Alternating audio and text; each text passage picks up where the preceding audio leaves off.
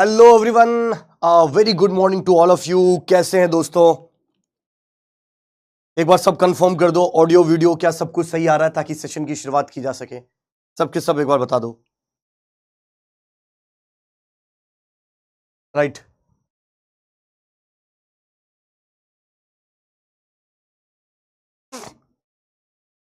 सब सही, all clear, बहुत ही बढ़िया। तो सबका स्वागत है दोस्तों इस सेशन के अंदर, जहां पर हम डिस्कशन कर रहे हैं डिजिटल लॉजिक। और डिजिटल लॉजिक के अंदर कुछ टॉपिक हम ऑलरेडी कर चुके हैं, कुछ टॉपिक हम कवर करने वाले हैं आज की क्लास में।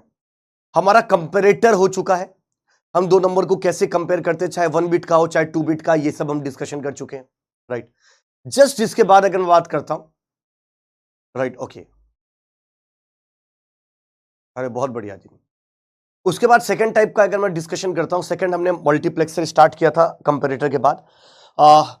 मक्स के अंदर हमने डिस्कशन किया था कि मक्स को टाइप्स ऑफ द क्वेश्चंस के हिसाब से स्प्लिट किया था कि कितने तरीके के मक्स के क्वेश्चन पूछे जा सकते हैं, जिससे मैंने बताया higher order mux by using lower order mux, बड़े बड़े मक्स बनाने थे छोटे छोटे मक्स की मदद से। दूसरा था mux as a universal logic, हमने 2x1 मक्स से NOT gate, AND gate, OR gate, NAND gate, NOR gate, XOR gate, XNOR gate बनाया। और यही 2x1 मक्स से आपको मैंने 4x1 मक्स से मैंने सारे लॉजिक गेट आपको बनाने के लिए क्वेश्चन दिया था होमवर्क। अब मैं ऐसा उम्मीद करता हूं कि आप लोगों ने बनाया होगा। जस्ट इसके बाद बात करते हैं मल्टीप्लेक्सर के अंदर तीसरे टाइप का था मिनिमाइजेशन, मक्स से फंक्शन लिखना था और फिर उसको के मैप की मदद से मिनिमाइज करना था। फोर्थ था कैस्केडिंग, एक मक्स का आउटपुट दूसरे का इनपुट बनता था एंड सो ऑन।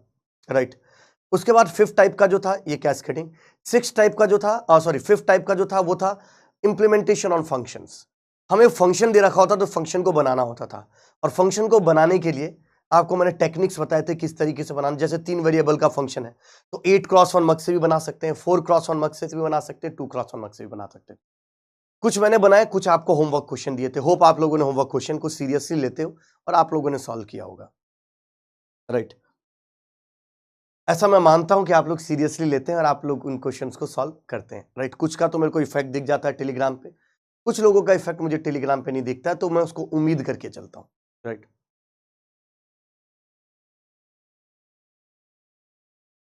बहुत ही बढ़िया। अरे जिन्हीं सुबह सुबह ऐसे ही रहता है यार, धीरे धीरे धीरे धीरे चीजें माहौल बनता है ना। हाँ, बहुत ही बढ़िया। अब अगर मैं डिस्कशन करता हूं यहां तक चीजें क्लियर है, उसके बाद अगर मैं बात करता हूं यहां तक तो चीजें क्लियर हो ही गई होगी। उसके बाद नेक्स्ट अगर मैं डिस्कशन करता हूं, फिर सिक्स टाइप का था डिले इन द मार्क्स। मैंने एक आपको किस तरीके से केसेस बनाते हैं वो मैंने डिस्कशन कर लिया, और इसके बाद आपको कैसे करना है। राइट, एक होमवर्क क्वेश्चन मैंने आपको दिया है। अब आप में से बहुत सारे लोगों ने होमवर्क क्वेश्चन को किया भी है, बहुत से लोगों को अभी भी डाउट होगा उस होमवर्क क्वेश्चन में, तो टेंशन मत लीजिए। कल संडे को भी क्लास है, संडे को क्लास में कॉम्बिनेशन सर्किट का अभी तक जितने भी होमवर्क दिए गए थे वो सारे कल की क्लास में डिस्कशन होगा। तब तक आप लोगों को और भी कर लीजिए। राइट, जब तक एक बार और अटेम्प्ट करिएगा होमवर्क क्वेश्चन को, ठीक है जी। हाँ, तब आज की क्लास में अपन प्योरली चलते हैं मल्टीप्लेक्सर के बाद अगले टॉपिक पे डीमक्स और इनकोडर। इसको आज की क्लास में कवर करने की कोशिश करते हैं। जब तक जो होमवर्क क्वेश्चन है वो करते रहिए, हो जाएगा सॉल्व, ज्यादा कोई क्रांतिकारी क्वेश्चन नहीं। बहुत ही बढ़िया। देव पूछा sir when aptitude class will start. Dev, I am not the right person for this. Right, मैं इसके लिए सही पर्सन नहीं हूं जिससे आप क्वेश्चन पूछ रहे हो। पहले मैं सिर्फ डिजिटल से रिगार्डिंग बात कर सकता हूं ना। आप प्लानर देखो, मेल करो, ठीक है। सबसे पहले हम बात करते हैं डीमक्स की।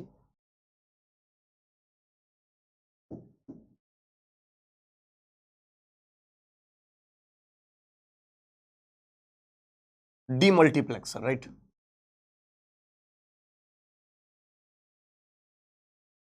जैसे मैंने आपको बोला था कि जो मल्टीप्लेक्सर है वो क्या था, एंड और लॉजिक। तो कोई मुझे बता सकता है डीमक्स क्या होगा? अगर मल्टीप्लेक्सर एंड और लॉजिक है तो डीमक्स क्या होगा? डीमक्स को सिंपल हम एंड लॉजिक बोलते हैं। राइट, ये पहले भी पढ़ा चुका हूं।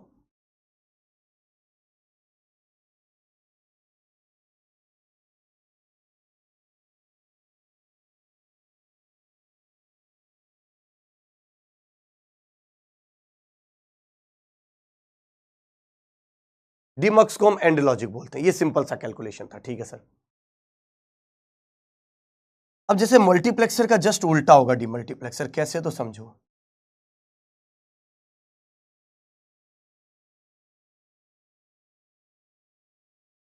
डी मल्टीप्लेक्सर का जस्ट उल्टा होगा। कैसे होगा उल्टा? देखो, एक इनपुट होगा और 2 n मल्टीपल आउटपुट्स होंगे।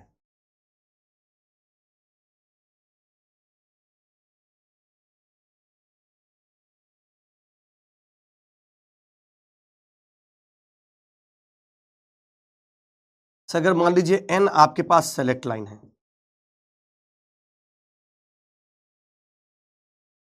तो एक ही आपके पास इनपुट होगा और वो इनपुट कौन से आउटपुट पे जाएगा ये डिपेंड करेगा सेलेक्ट लाइन। जस्ट जो भी आपने मल्टीप्लेक्सर का पढ़ा था उसका उल्टा कर दीजिए। मल्टीप्लेक्सर में क्या था? 2n इनपुट, कौन सा इनपुट आउटपुट पे जाएगा वो सेलेक्ट लाइन सेलेक्ट करता है, राइट। यहां पर जस्ट उल्टा है कि सर एक इनपुट है, वो इनपुट इस पे जाएगा कि इस पे जाएगा कि इस पे जाएगा, किस पे जाएगा वो सेलेक्ट लाइन डिसाइड करेगा। सर कैसे? तो समझिएगा, राइट, कैसे तो समझिएगा। जैसे मान लीजिए मैं एक क्वेश्चन से एक्सप्लेन करने की कोशिश करता हूं। मान लीजिए मैं डिजाइनिंग, अब देखो मैंने मल्टीप्लेक्सर को बहुत ज्यादा डिटेल में ले लिया। मल्टीप्लेक्सर को मैंने बहुत ज्यादा डिटेल में ले लिया, तो डी मल्टीप्लेक्सर को बहुत ज्यादा डिटेल में नहीं लूंगा। क्यों? क्योंकि उसका जस्ट रिवर्स प्रोसेस ही है। तो मान लीजिए मैं आपसे क्वेश्चन से एक्सप्लेन करता हूं। क्वेश्चन ये है, डिजाइन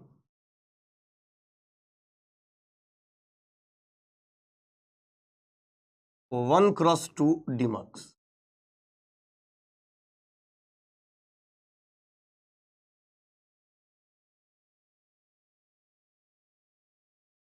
डिजाइन है 2x1 डीमक्स, राइट। प्रशांत ने बहुत ही तगड़ा क्वेश्चन पूछा है कि सर डीमक्स भी यूनिवर्सल लॉजिक होगा। प्रशांत, क्या मैंने बताया? अगर होता तो मैं बोलता ना। मतलब आप वो चीज क्यों पूछ रहे हो, राइट। आप टेंशन मत लो, आपको पूछने की जरूरत नहीं पड़ेगी। आपने ये पूछा ही इसलिए क्योंकि मैंने मल्टीप्लेक्सर को बताया था। आप समझ रहे हो ना? मैंने मल्टीप्लेक्सर को बताया था डीमक्स, इन जो यूनिवर्सल लॉजिक। तो आपने सोचा यही क्वेश्चन मैं यहां पे भी पेल देता हूं, जबकि होता तो मैं लिखवा ही देता, है ना।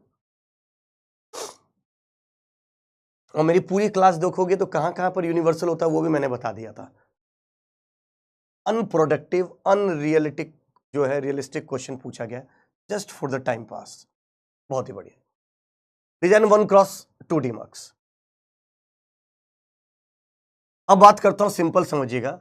सबसे फर्स्ट, सर ये कॉम्बिनेशनल सर्किट है कि सिक्वेंशियल सर्किट है? सर ये कॉम्बिनेशनल सर्किट है, राइट। ये कॉम्बिनेशनल सर्किट है। कॉम्बिनेशनल सर्किट तो डिजाइनिंग के वही 5 स्टेप होते हैं। ओके प्रशांत, बाय बेटा। कॉम्बिनेशनल सर्किट है तो उसके 5 स्टेप होते हैं, राइट। कौन से होते हैं 5 स्टेप? देखिएगा। स्टेप 1,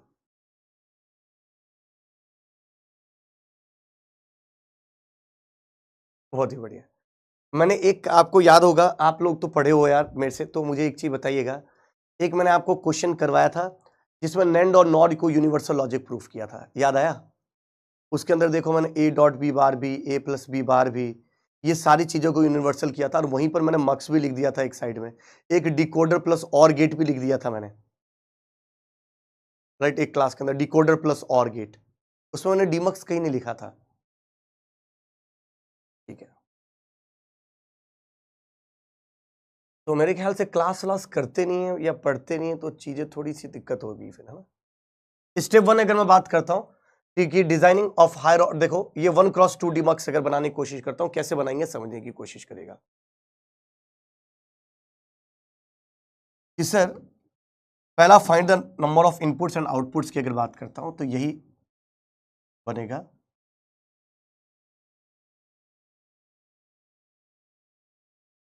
फिर एक इनपुट होगा और 2 आउटपुट होंगे, अभी 1x2 डीमक्स है। और 2 इनपुट है और 2 आउटपुट है तो एक सेलेक्ट लाइन होगा। यानी अगर मैं इसकी बात करता हूं दोस्तों, 1x2 डीमक्स है, एक इनपुट है, किस आउटपुट पे जाएगा ये select line S note decide करेगा। कुछ भी नाम दे दीजिए, क्या रखा है? बहुत ही बढ़िया। अब बात करते हैं स्टेप 1 के बाद स्टेप 2। स्टेप 2 क्या है? तो स्टेप 2 है ट्रूथ टेबल। तो चलिए ट्रूथ टेबल लिख लेते हैं।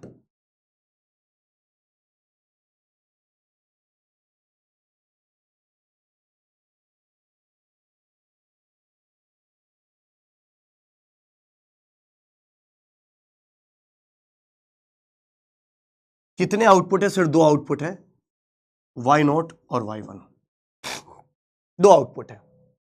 Bhavani a very good morning बेटा। Amit a very good morning. अब अगर मैं इस पे या तो 0 दे सकता हूं या 1 दे सकता हूं। देखो अगर मैं 0 दूंगा तो कहां मिलेगा मुझे? अगर मैं 0 दूंगा तो आउट, ये जो इनपुट है ये इस पे मिलेगा, यानी इधर अगर आप 0 लगाओगे तो ये यहां जाएगा, और अगर 1 लगाओगे तो ये इधर जाएगा। इसका मतलब ये सेलेक्ट लाइन डिसाइड करता है कि ये जो इनपुट है ये इस तरफ जाएगा कि यह इनपुट इस तरफ जाएगा। सिंपल सा खेल है। तो 0 दोगे तो इधर आएगा, और अगर 1 दोगे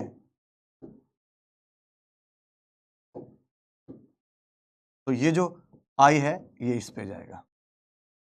तो नंबर ऑफ इनपुट्स भी हो गया, आउटपुट्स भी हो गया, राइट। भूमिका, अरुण अ वेरी गुड मॉर्निंग बेटा। अच्छा, स्टेप 2 हो गया। अब बात करता हूं स्टेप 3 की।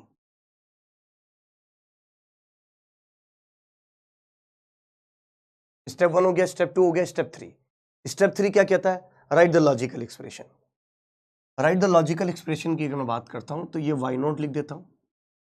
कैसे लिखोगा? s0 बार इंटू आई। लिखना तो आता ही होगा, बताया था आउटपुट से मल्टीप्लाई करके लिखते हैं। इसके लिए लिखोगे तो s0 बार इंटू आई, s0 इंटू 0, तो वो s0 बार इंटू आई आएगा। और एक और है लॉजिकल एक्सप्रेशन y1, ये लिखोगे तो ये बनेगा s0 इंटू आई। देखो s0 इंटू आई। स्टेप 3 भी हो गया। अब बात करते हैं स्टेप 4, मिनिमाइजेशन।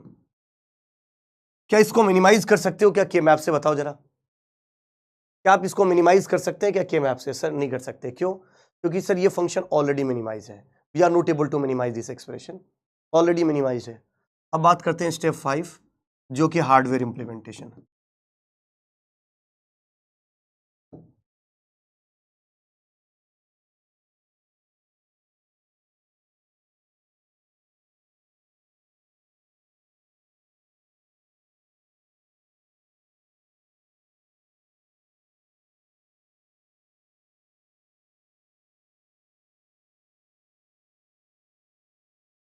देखो ये तो बाबू आपका आई है, यहां अगर मैं डिस्कशन करता हूं तो ये s0 है, बबल लगा देता हूं तो ये s0 बार हो जाएगा।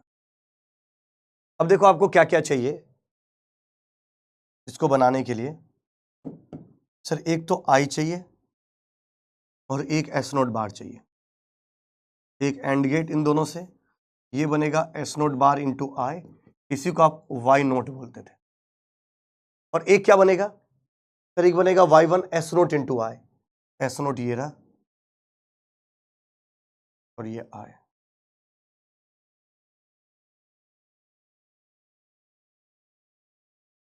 इसको हम y1 बोलते, खत्म हो गया। किसी का ये था कि सर वापस से स्टेप 2 के बाद स्टेप 3 बता दीजिए, तो y0 के लिए एक्सप्रेशन लिखते थे तो कैसे लिखते थे? देखो यहां है s0 बार है, 0 है, तो 0 का मतलब क्या है? s0 बार इंटू आउटपुट से मल्टीप्लाई करते थे, आउटपुट में y है, आई है, तो s0 बार इंटू आई, खत्म। यही चीज y1 के लिए लिखते हो तो यहां पे s0 इंटू आई, दो आउटपुट दो लॉजिकल एक्सप्रेशन। ठीक है जी? जी नहीं? तो ये आपके पास हमने डिजाइन कर लिया कौन सा? 1x2 डीमक्स, बड़ा सिंपल था। मल्टीप्लेक्सर अगर आपने अच्छे से पढ़ लिया, और मल्टीप्लेक्सर वैसे भी हमने, देखो यार 4 क्लास तो भले 1.5 घंटे की हो, बट 4 क्लास तो हमने सिर्फ मक्स के बारे में डिस्कशन किया है, राइट, 3-4 क्लास। तो इतनी चीजें तो आपको क्लियर होनी चाहिए थी, राइट। अच्छा, अभी मल्टीप्लेक्सर से रिगार्डिंग क्वेश्चन भी करवाऊंगा ना, कल की क्लास में क्वेश्चन ही होने वाला है, ध्यान रखिएगा। ठीक है, अब इतनी चीजें क्लियर है, नेक्स्ट आते हैं। अगर मान लीजिए एक और क्वेश्चन मैंने दिया, अगर डीमक्स इतना क्लियर है और मैंने क्वेश्चन दिया डिजाइन,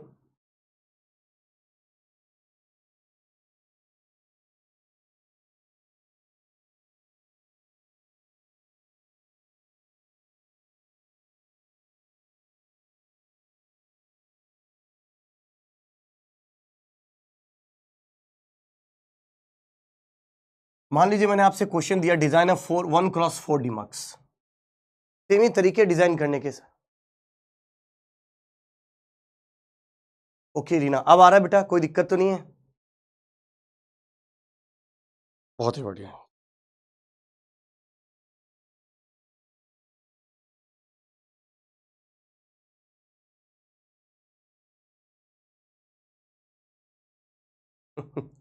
बहुत बढ़िया।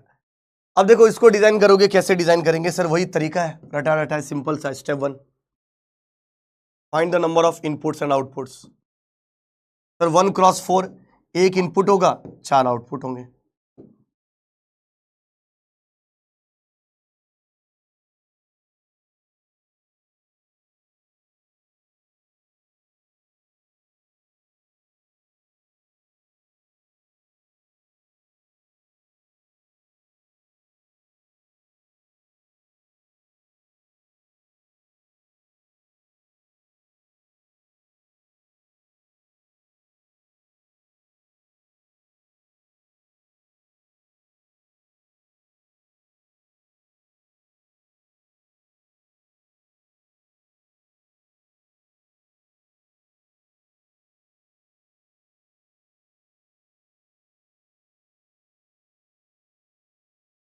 ये S note, S1 S note है।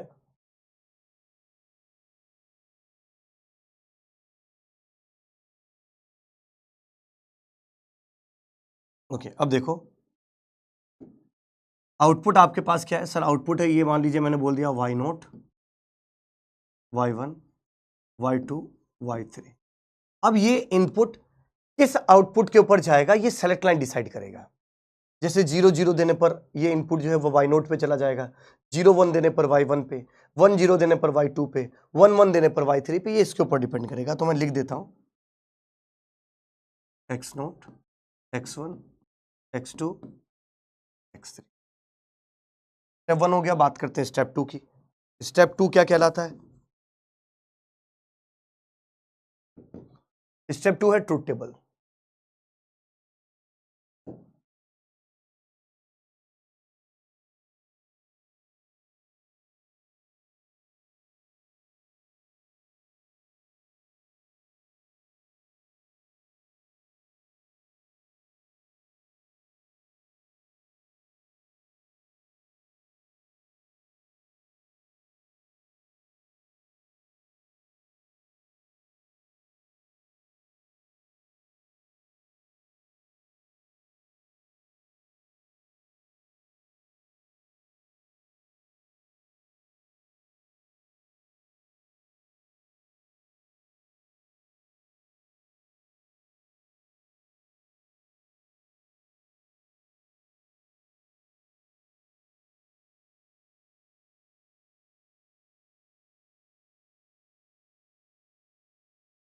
अब देखो ये जो इनपुट है ये किसके ऊपर जाएगा? देखो किसके ऊपर जाएगा। 0 0 देने पर ये I कहां आएगा सर? जिस तरीके से आपने बताया था ये Y0 पे आएगा, तो बाकी के सब पे 0 रहेगा। 0 1 दोगे तो Y1 पे आएगा, 1 0 दोगे तो सर Y2 पे आएगा ये आए, 1 1 दोगे तो सर ये Y3 पे आएगा। कुल मिला के 0 0 देने पर ये इधर, 0 1 देने पर ये इधर, 1 0 देने पर इधर, 1 1 देने पर इधर, खत्म। सिंपल सा खेल। अब बात करते हैं स्टेप 2 हो गया, तो अब बात करते हैं स्टेप 3। और step 3 is called logical expression.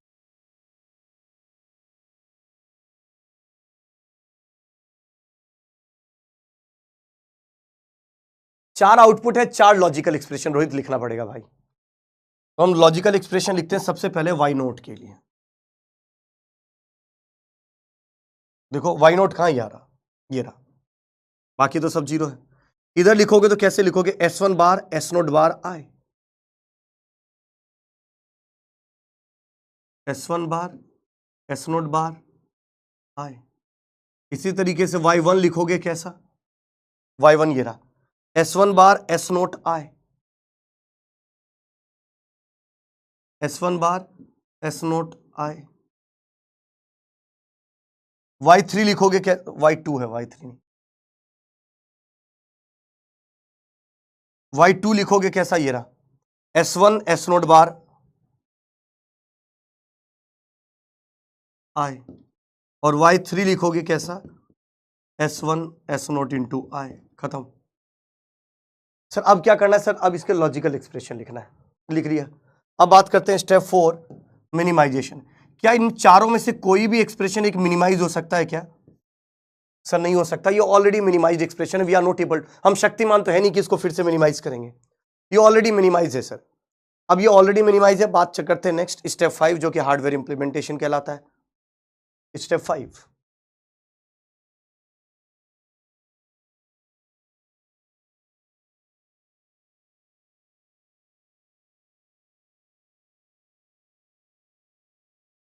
ये आए,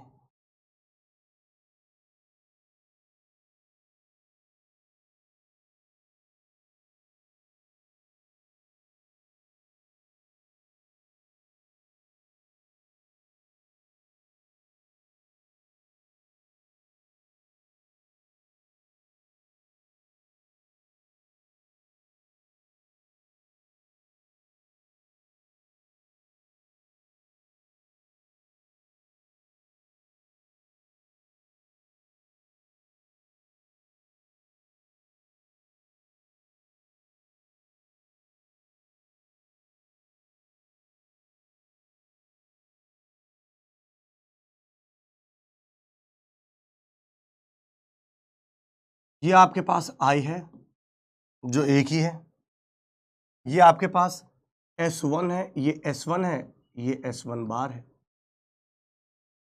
ये आपके पास S नोट है, ये S नोट बार है। ठीक है जी, बिल्कुल सही बात है सर। अब देखो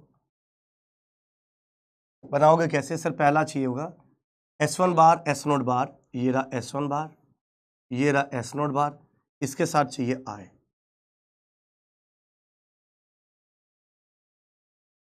ये आपके पास Y नोट बन गया।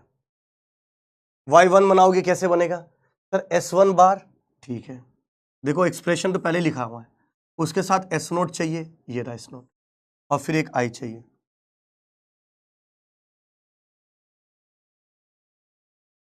ये Y1 है। अगला अगर आप कैलकुलेट करोगे तो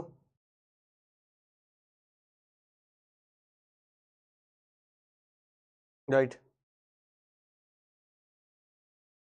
सर, मेरे से हार्डवेयर नहीं बनता, बट क्वेश्चन प्रॉपर बना लेता हूँ हार्डवेयर में।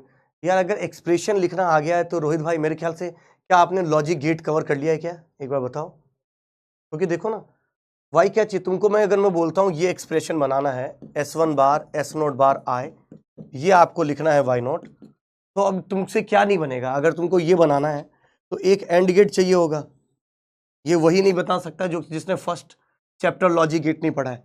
एक S1 बार चाहिए होगा, एक S नोट बार चाहिए होगा, एक I चाहिए होगा, यही तो मैंने लिखा Y नोट में। एक S1 बार चाहिए होगा, एक S नोट बार चाहिए होगा, एक I चाहिए होगा, खत्म। ऐसा तो है नहीं कि कुछ क्रांतिकारी चीज है। एक चाहिए होगा क्या? S1 S not, S1 S not bar, और इसी के साथ क्या चाहिए? I चाहिए। ये आपका Y2 है। और Y3 चाहिए क्या sir? S1 S note I,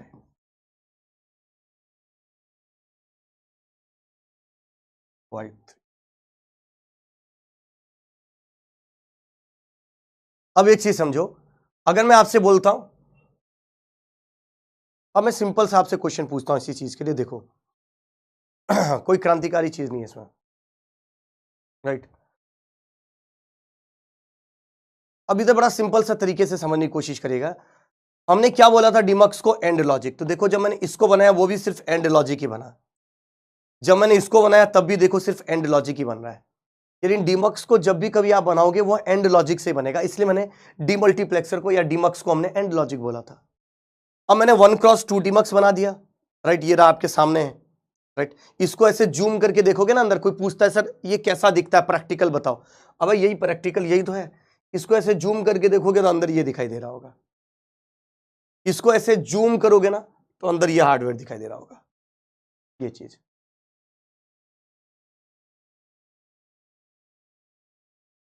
बहुत ही बढ़िया। अब मान लीजिए मैंने ये दे दिया, तो दो क्वेश्चन आप लोगों को मैं और देना चाह रहा हूं। क्या आप लोग प्रिडिक्ट कर सकते हैं कि मैं क्या क्वेश्चन देना चाह रहा हूं?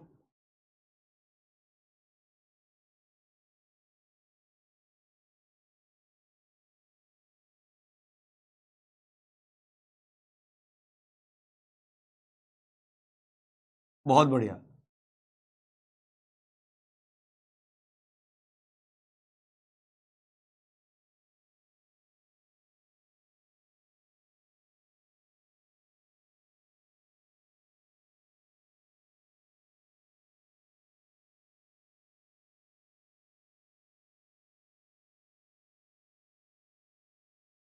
बहुत ही बढ़िया।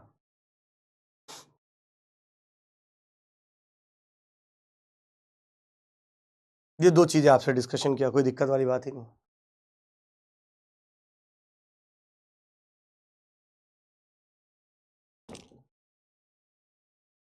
बहुत ही बढ़िया। अब इतनी चीजें क्लियर है, ये दो क्वेश्चन होमवर्क है। तो हमने मल्टीप्लेक्सर को इतना किया, डीमक्स से direct question we can very rare we can expect, right. बहुत कम ऐसे हैं कि डीमक्स से सीधा क्वेश्चन कोई बनता है। मल्टीप्लेक्सर ही सबसे ज्यादा इंपॉर्टेंट टॉपिक है। और मल्टीप्लेक्सर आपने कर दिया तो डीमक्स वैसे भी उसका रिवर्स ऑर्डर है, आप वैसे ही आसानी से कर सकते हो। अब डीमल्टीप्लेक्सर के बाद जो हम डिस्कशन करेंगे,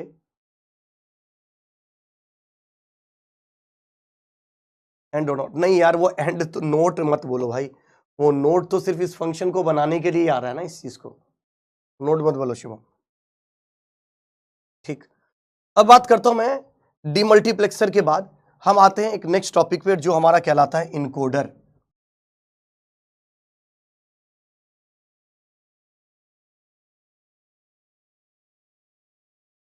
इनकोडर,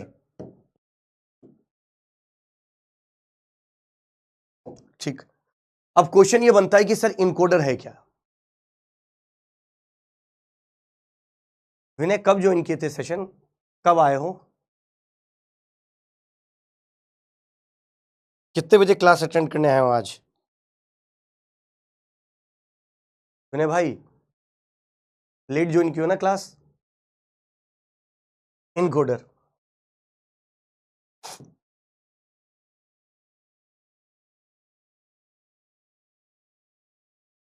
अरे विनय बता दो यार, ये तो बीच बीच में ये एंटीवायरस वाला पता नहीं क्या आ गया, आपका कमेंट ही छुप जाता है।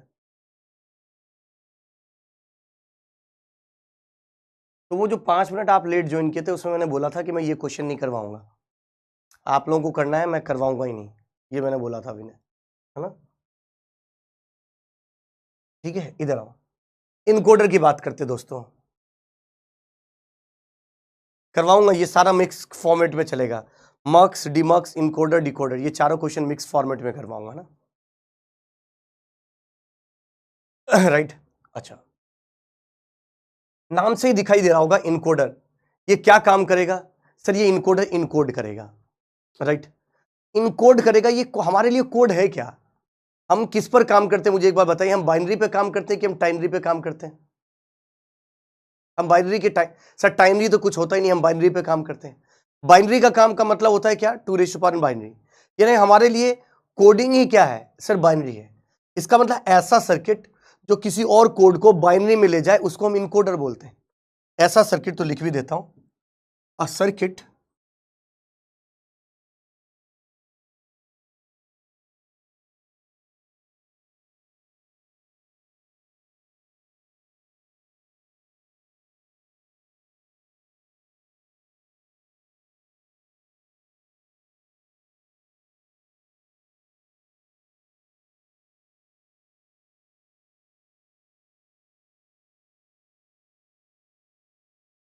Are called encoder.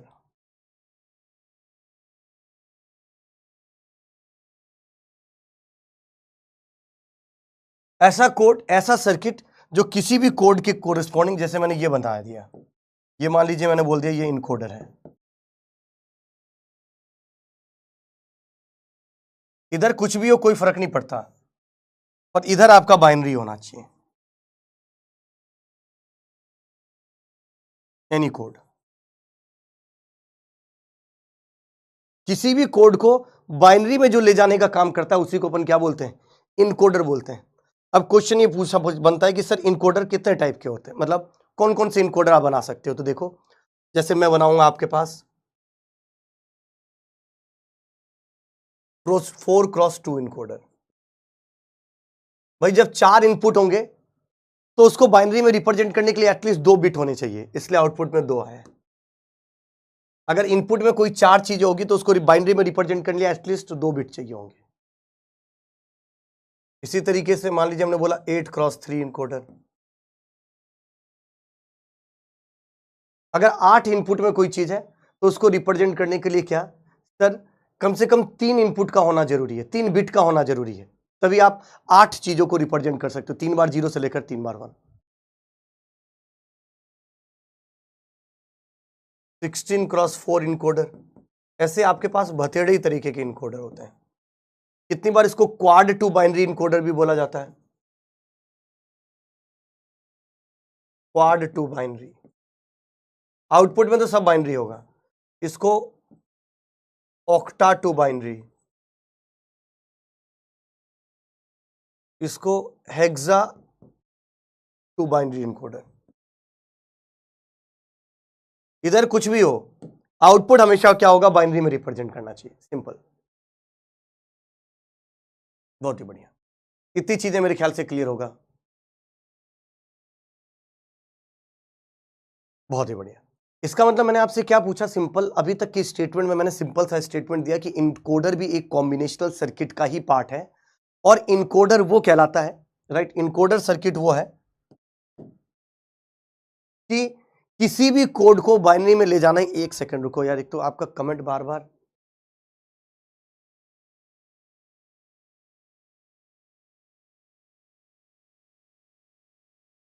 ठीक है ठीक है, राइट। इनकोडर के अंदर हमने बहुत सिंपल सी चीज बोली कि सर ऐसा लॉजिक जो किसी भी और कोड को, या ऐसा सर्किट जो किसी भी कोड को बाइनरी में ले जाए, इसको हम इनकोडर बोलते हैं। अब मान लीजिए 4 इनपुट है, अब 4 इनपुट है, अगर कोई कोड है, मान लीजिए क्वाड है, क्वाड का मतलब 1 2 3 4, जिसके पास 4 इनपुट हो उसको क्वाड बोलेंगे। इस क्वाड को बाइनरी में ले जाना, अब बाइनरी में 4 चीजों को बाइनरी में लिखने के लिए कितने बिट चाहिए होंगे, मिनिमम 2 बिट चाहिए होंगे, तो क्वाड टू बाइनरी इनकोडर होगा। 8 इनपुट होंगे तो 3 होंगे आउटपुट में बिट रिप्रेजेंट करने के लिए, तो 8x3 इनकोडर होगा। 16 इनपुट होंगे तो उसको लिए रिप्रेजेंट करने के लिए 4, तो 16x4 इनकोडर होगा। कुछ इस तरीके से हमारा डिस्कशन हुआ है, राइट। अब बात करेंगे, ये तो मैंने सिंपल बात करी इस चीज के लिए, राइट। अब हम 1 बाय 1 एक एक चीज को डिजाइन करने की कोशिश करते हैं। 4x2 इनकोडर, 8x3, ये बड़ा सिंपल और चौवन्नी भर का टॉपिक है, इसमें कोई क्रांतिकारी खेल नहीं। तो मैं सबसे पहले डिस्कशन करता हूं 4x2 इनकोडर का, तो समझिएगा। सबसे पहले मान लीजिए मैं आपसे क्वेश्चन देता हूं ये कि डिजाइन अ 4x2 इनकोडर।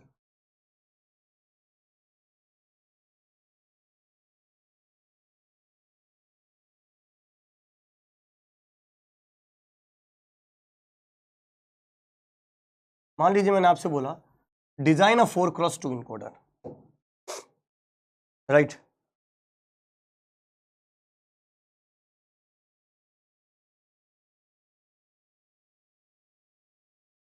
बहुत ही बढ़िया। अब देखो,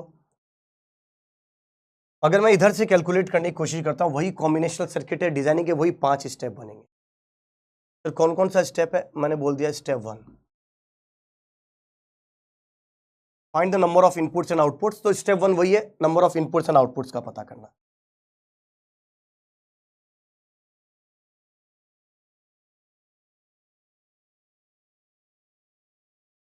मैंने बोला ये इनकोडर है, वो भी कौन सा, 4x2। तो इनपुट कितने होंगे सर, 4, 1 2 3 4। आउटपुट कितने होंगे सर, 2, 1 और 2। ठीक है साहब, 4 इनपुट होंगे, 2 आउटपुट होंगे। मान लीजिए मैंने बोल दिया इसको I0, इसको I1, इसको I2 और इसको I3, और उसके कोरिस्पोंडिंग आउटपुट को मैंने बोल दिया Y0 और इसको बोल दिया Y1, राइट। ध्यान से रखना, समझिएगा। अब कॉपी पेन 1 सेकंड 2 मिनट के लिए छोड़ दो, क्योंकि बहुत इजी टॉपिक है, पर अगर आप इसको समझोगे नहीं तो आपको बच्चा बार बार तक लास्ट तक पूछता ही रहता है, सर ये कैसे हुआ, ये कैसे हुआ, ये बता दो, वो बता दो, मुझे बता दो, उसको बता दो, सबको बता दो। तो ध्यान से समझना। I0 को मैंने बोला MSB, sorry LSB, least significant bit, और I3 को मैंने बोल दिया MSB, मोस्ट सिग्निफिकेंट बिट। अगर कभी लिखना होगा तो मैं I3 I2 I1 I0 करके लिखूंगा। इसका मतलब ये हुआ MSV सबसे हाई वेटेज इसका है, सबसे लो वेटेज इसका है। तो जब भी कभी मुझे एक्सप्रेशन को लिखना होगा मैं I3 I2 I1 I0 की फॉर्म में लिखूंगा। और वैसे ही इधर इसको बोल देता हूं मैं I0 को Y0 को LSV और इसको MSV। जब भी कभी मुझे आउटपुट को लिखना होगा मैं Y1 Y0 की फॉर्म में लिखूंगा, राइट, MSV। ठीक है। इनकोडर में आप एक चीज और ऑब्जर्व करोगे, इसी के अलावा कितनी बार आप ये फील करोगे कि इन सब के अलावा एक चीज और लगी होती है और उसको हम बोलते हैं इनेबल्ड कंडीशन। ये कुछ इस तरीके से लगा होगा। सर इसका क्या मतलब होता है समझिएगा। इसका सिंपल सा मतलब होता है ये एक्टिव हाई भी बन सकता है और ये एक्टिव लो भी बन सकता है। सर ये अगर सीधी सीधी लाइन जा रही है इसका मतलब ये एक्टिव हाई है। सर एक्टिव हाई का क्या मतलब है, जब यहां पर आप 1 दोगे तो ये सर्किट काम करेगा, अदरवाइज काम नहीं करेगा। यानी ये किसी भी कोड को बाइनरी में तभी ले जाएगा जब ये इनेबल्ड होगा। इसको स्विच मान लो, तुम स्विच ऑन करोगे तभी तो कोई चीज काम होगी। तो यहां पर अगर आपने 1 दिया है तो ही ये यहां से यहां कन्वर्ट करेगा, अदरवाइज कन्वर्ट नहीं करेगा। अच्छा, और सर अगर एक्टिव लो होगा तो इसका क्या मतलब है, जब एक्टिव लो होगा तो ये आप ऐसे देखोगे और यहां बबल देखोगे। अब जब आप यहां 0 दोगे तो ये सर्किट काम करेगा, अदरवाइज काम नहीं करेगा। इसका मतलब दो तरीके के ऑपरेशन आपको दिखाई देंगे, एक एक्टिव हाई दिखाई देगा, एक एक्टिव लो दिखाई देगा। एक्टिव हाई जब दिखाई देगा जब आपके पास सीधा ये ई लिखा होगा, यहां लाइन होगी। कहने का मतलब इसका ये है कि जब यहां आप 1 दोगे तो ये सर्किट काम करेगा, अदरवाइज काम नहीं करेगा। और जब एक्टिव लो होगा तो बाय डिफॉल्ट आप ये फील करोगे कि यहां भी बार है, ये ऐसा लगा हुआ है, एक बबल लगा हुआ है। आप कभी भी इधर बार है कि नहीं है आप इस पे कभी भावुक मत होना। आप हमेशा ये समझना यहां पर क्या है। अगर यहां बबल्ड है इसका मतलब ये एक्टिव लो है, इसका मतलब ये सर्किट काम तब करेगा जब आप यहां पर 0 दोगे। इसका मतलब इसको कन्वर्जन से कोई लेना देना नहीं है। इसका कन्वर्ट लेना देना है कि ये कन्वर्ट स्टार्ट करवाना है कि नहीं करवाना है, ये स्विच है ऑन करना है कि नहीं करना है, ये इससे पता चलता है। ये एक्टिव हाई भी हो सकता है, एक्टिव लो भी हो सकता है, 0 पर भी काम कर सकता है, 1 पर भी काम कर सकता है, डिपेंड करता है एक्टिव हाई है कि एक्टिव लो है।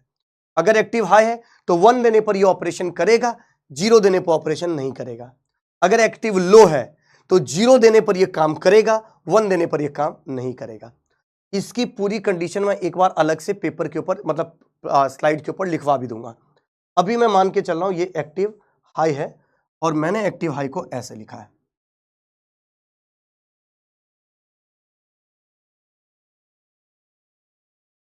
अब ये सर्किट काम करेगा।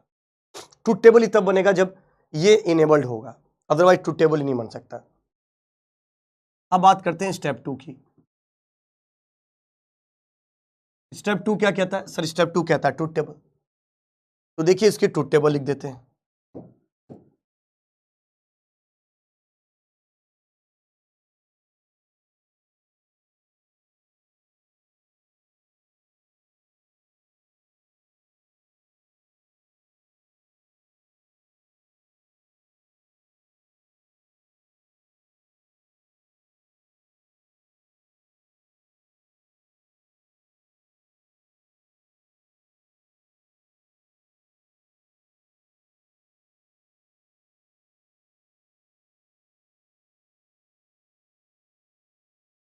इधर समझिएगा,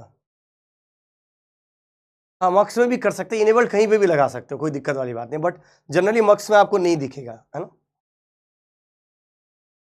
मैंने ये दे दिया आपके पास, क्या देखो MSV LSV के फॉर्म में ही लिख रहा हूं, तो मैं लिख रहा हूं पहले ये I3 I2 I1 I0। Output में लिख रहा हूं ये Y1 ये Y0। अब देखो कन्वर्जन होगा कैसे, समझो एक बार कन्वर्जन को समझो। यार एक तो कौन सा पता नहीं वायरस पकड़ा है इन्होंने,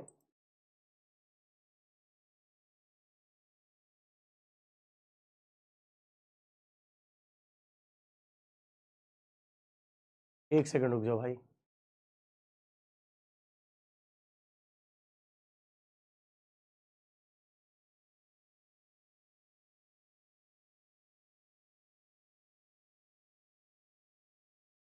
पता नहीं क्या स्टार्ट कर दिया, आप लोगों को चैट नहीं दिखते हैं।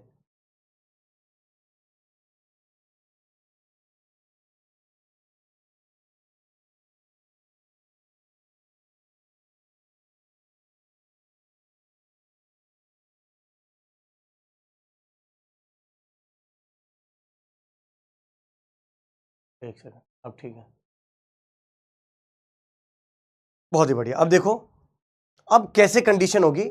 सबसे पहले अगर मान लीजिए ये इनेबल्ड है, अगर ये इनेबल्ड है तो कन्वर्जन होगा 0 0। भाई कैसे कंप्लीट होगा समझो, फिर से आ गया, 3 virus found, remove virus, scan now. अब स्कैन कर दिया तभी तो 3 पकड़ा तुमने वायरस है। कंप्यूटर भी पागल हो गया। इधर देखो, जब i0 होगा इनेबल्ड तो 0 0 कन्वर्जन होगा, ठीक है सर। जब i1 इनेबल्ड होगा तो 0 1 होगा सर। भाई कन्वर्जन के हर एक के हिसाब से 0 0 0 1 1 0 1 1। अगर i2 इनेबल्ड होगा तो सर 1 0, सिंपल।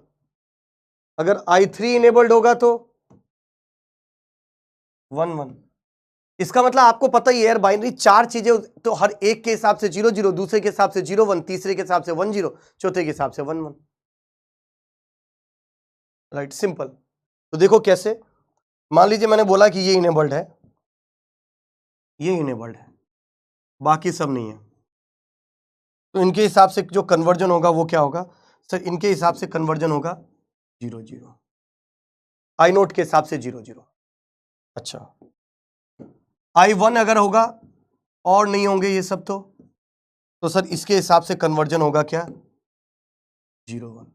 हमें तो पता ही है बाइनरी में 0 0 0 1 1 0 और 1 1।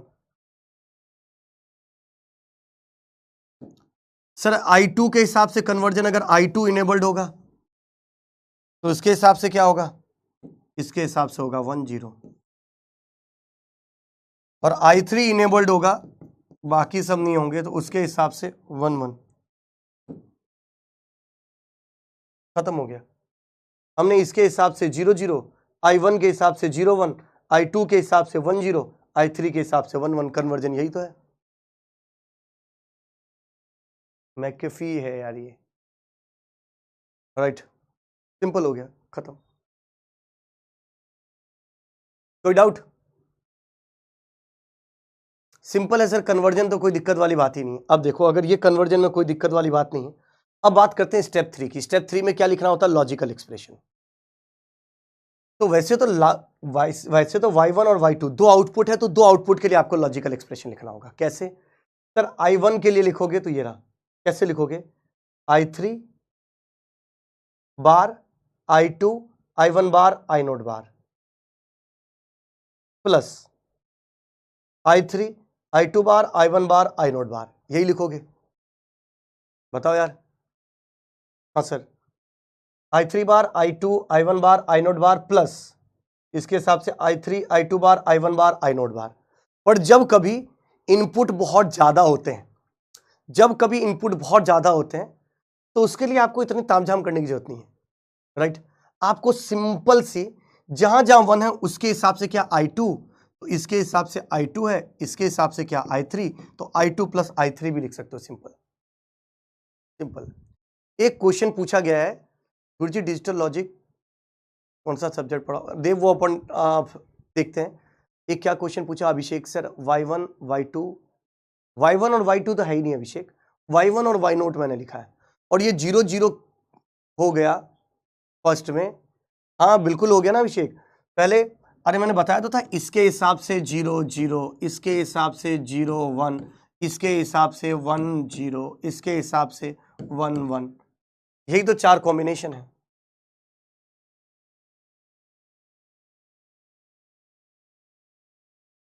भाई कोई भी 4 चीजें, ए बी सी डी 4 लोग खड़े हैं, ए के हिसाब से आपने 0 0 लिया है, बी का कन्वर्जन 0 1 लिया है, सी का कन्वर्जन 1 0 लिया है, डी का कन्वर्जन 1 1 लिया है।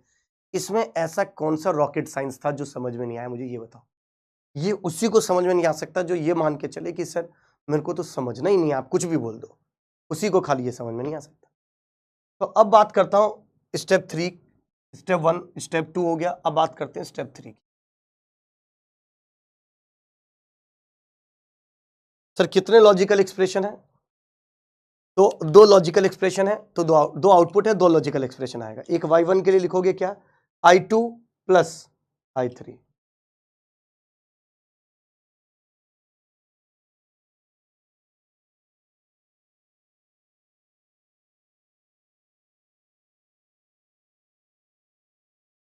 y1 y नोट के लिए क्या लिखोगे, ये रहा i1 i3, i1 plus i3,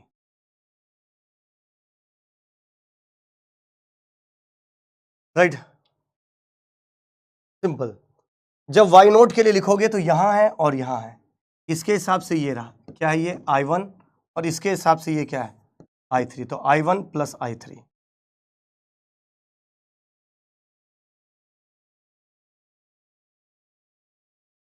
इसी तरीके से y नोट के लिए लिखोगे, ये रहा ये, इसके हिसाब से क्या i2 प्लस इसके हिसाब से क्या i3, i2 प्लस i3। बहुत ही बढ़िया। तो मेरे ख्याल से ये चीज समझ में आ गया लॉजिकल एक्सप्रेशन कैसे लिखा गया है। अब बात करते हैं स्टेप 3 के बाद स्टेप 4, मिनिमाइजेशन। क्या हम इसको फिर से मिनिमाइज कर सकते हैं? नहीं सर, ये ऑलरेडी मिनिमाइज है। और अब बात करते हैं स्टेप 5, जिसको हम बोलते हैं हार्डवेयर इंप्लीमेंटेशन।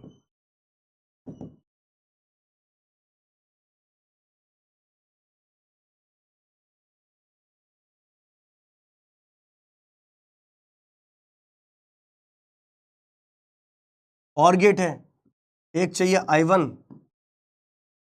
एक चाहिए i3, ये बन जाएगा y नोट। एक और गेट चाहिए, इस और गेट में एक चाहिए i2, एक चाहिए i3, ये बन जाएगा y1। अब कोई ऐसा तो नहीं था खतरनाक सा मैंने बना दिया है कि भाई साहब हार्डवेयर बनाना, तो सर आपको मैंने पहले ही बताया था हार्डवेयर बनाना, right Kamlesh, very good morning. Hardware बनाना बहुत डिफिकल्ट है सर, हार्डवेयर मेरे से नहीं बनता है सर, किसी को ऐसा तो नहीं लग रहा है?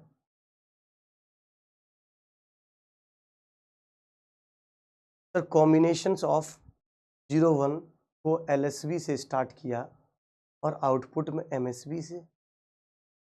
रोहित कैसी बातें कर रहे हो, जिसको भी मान रहे हो आप ये मान के चलो कि ये सब क्या MSB है क्या LSB, मैंने लिखा है ना पहले y1 लिखा है, और लॉजिकल एक्सप्रेशन MSB से क्यों स्टार्ट करना है y1। अरे किसी को भी लिखो क्या फर्क पड़ता है, इसको ऊपर बना दो उसको नीचे बना दो, क्या फर्क पड़ता है? पता होना चाहिए कि y नोट जो है ये LSB का एक्सप्रेशन है और y1 जो है वो MSB का एक्सप्रेशन है, बस ये पता होना चाहिए, खत्म। इसको पहले बना दिया, बाद में बना दिया, ऊपर बना दिया, नीचे बना दिया, इसके साथ बना दिया, उसके साथ बना दिया, कोई फर्क नहीं पड़ता। ललित का फिर से क्वेश्चन है स्टेप 3। कितने लोगों को स्टेप 3 में दिक्कत है? अब जिस को भी स्टेप 3 में दिक्कत है मैं नहीं बताऊंगा स्टेप 3, क्योंकि मैं अगला एक और बनाऊंगा 8x3, उससे और क्लियर हो जाएगा, क्योंकि ये मैं 3-4 बार समझा चुका हूं और मुझे नहीं लगता कि ये इतनी कोई खतरनाक चीज है कि y1 इधर और इधर खाली 1 है, तो इसके हिसाब से ये i2 आएगा, ये रहा i2 है, i2 पे 1 है तो i2 आएगा, प्लस एक 1 इधर है, ये रहा, तो एक i3 आएगा, तो i2 प्लस i3 आएगा। मुझे नहीं लगता कि ये कोई खतरनाक है। और अगर किसी को लगता है कि स्टेप 3 फिर से समझा दीजिए तो इंतजार करो, मैं अभी 8x3 बनवाऊंगा, उसमें आपको और क्लियर हो जाएगा, राइट। ये चीज क्लियर हो गया। अब मान लीजिए मैंने आपसे क्वेश्चन एक चीज और पूछ लिया, अगर मान लीजिए एक और क्वेश्चन मैंने पूछा आपसे, और वो क्वेश्चन ये है कि डिजाइन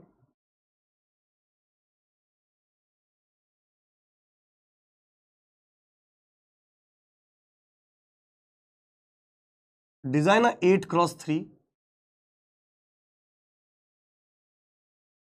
इनकोडर। मान लीजिए मैंने ये क्वेश्चन दिया आपसे, मान लीजिए मैंने क्वेश्चन दिया कि डिजाइन 8x3 इनकोडर, कैसे डिजाइन करोगे सर? ये भी कॉम्बिनेशनल सर्किट का पार्ट है, तरीका तो वही है sir. Step 1, find the number of inputs and outputs.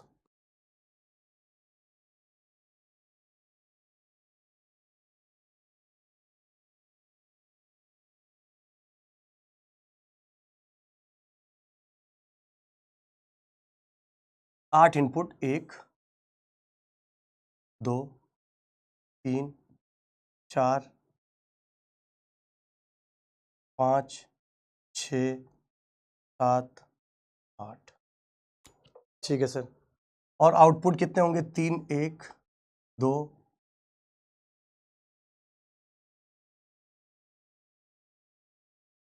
ये जो आपके पास दिखाई दे रहा है ये है सर 8x3 इनकोडर।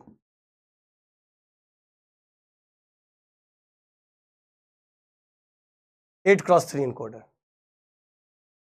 बिल्कुल आदित्य, बिल्कुल सही पहचाना आपने। मैंने सर इधर आउटपुट दे देता हूं, ये इनपुट है तो मैंने बोल दिया I0, I1, I2, I3, I4, I5, I6, I7। इसको कतई ये न माने, नाम पे मत जाएं कि I0 MSB है, I7 LSB है, या I0 LSB है, I7 LSB है। इसका नाम पे नहीं जाना है। मैं लिख रहा हूं कि कौन MSB है कौन LSB, ऐसे भी हो सकता था ABCD हो। तो मैं बता रहा हूं ना कि ये इसको मैं LSB ले रहा हूं, ऐसे एग्जामिनर बताएगा आपको, और इसको वो MSB ले रहा है। इसका मतलब जब भी कभी इनको लिखना होगा तो आप I0, I1, I2, I3, I4 नहीं लिखोगे, आप लिखोगे I7, I6, I5, क्योंकि ऑर्डर इसी तरीके से होता है, पहले MSB लिखा जाता है फिर LSB लिखा जाता है, राइट। तो इसको I7, I6, I5 इस तरीके से आप लिखोगे, कभी लिखने की जरूरत पड़ी तो, कभी क्या भी पड़ेगी और क्या। और इसी तरीके से आउटपुट की अगर मैं बात करूं तो मैंने इसको Y0 बोल दिया, इसको Y1 बोल दिया, इसको Y2 बोल दिया। अब यहां पर XYZ भी हो सकता था, राइट, ABC भी हो सकता था, PQRS भी हो सकता था। यहां पर आपको यह पता होना चाहिए कि किस ऑर्डर में लिखोगे, राइट। Y2, Y1, Y0 लिखोगे कि Y0, Y1, Y2 लिखोगे, कैसे लिखोगे ये आपको पता होना चाहिए। मैं इसके लिए आपको सहूलियत दे देता हूं कि I0 को मैंने LSB बोल दिया और I2 को मैंने MSB बोल दिया, मोस्ट सिग्निफिकेंट बिट। इसका मतलब मुझे I2, I1, I0 की फॉर्म में लिखना होगा, राइट। आदित्य बाय डिफॉल्ट तो ABCD होता है, अब किस ऑर्डर में लिखा पता नहीं। बाय डिफॉल्ट ये LSB बनता है, ये MSB बनता है। सर एक आप वो भी खेलते थे अभी थोड़ी देर पहले, इनेबल्ड वाला, वो होगा क्या? ये ले लो यार, इनेबल्ड 1 दिया तो ये ट्रूथ टेबल बनेगा, खत्म। स्टेप 1 क्लियर है सर, 8x3 इनकोडर। अब देखो इसके हिसाब से 000, इसके हिसाब से 001, इसके हिसाब से 010, I3 के हिसाब से 011, I4 के हिसाब से, यानी 3 बार जीरोस के हिसाब से 3 बार 1 जो बनेगा वो हर एक के हिसाब से बनेगा।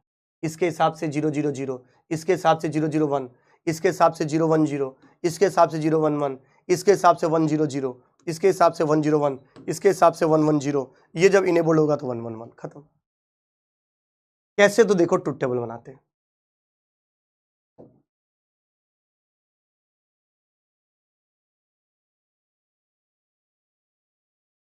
ट्रूथ टेबल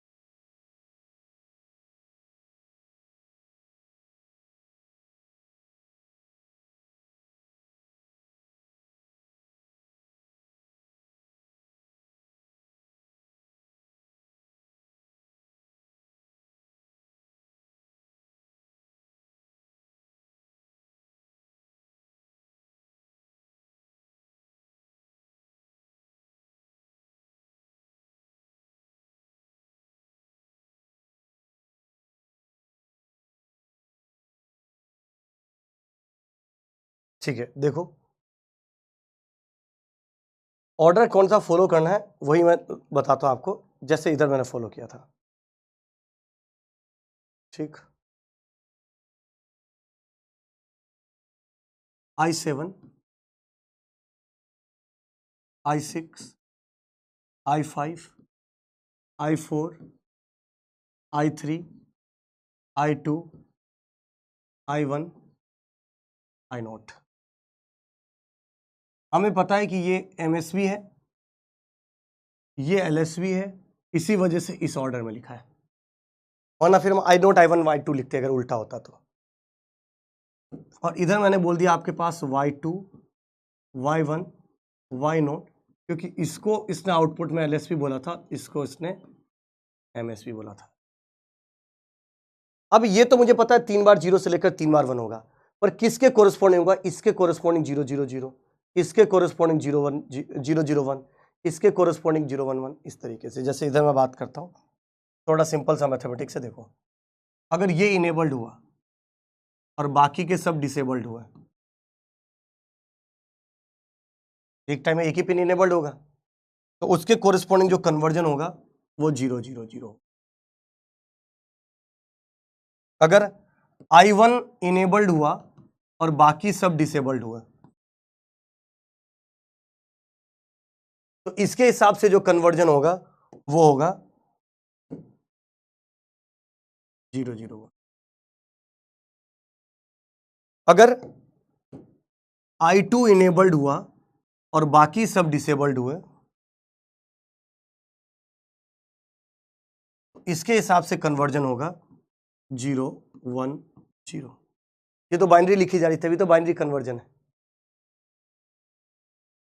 अगर I3 इनेबल्ड हुआ, बाकी सब डिसेबल्ड हुए,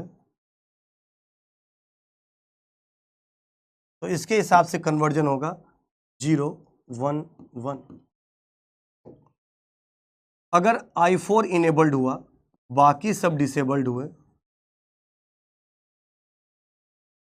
तो इसके हिसाब से कन्वर्जन जाएगा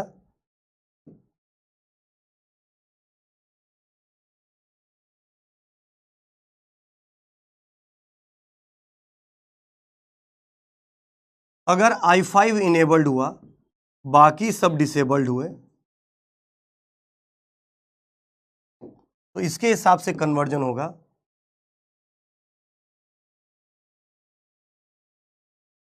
अगर I6 इनेबल्ड हुआ,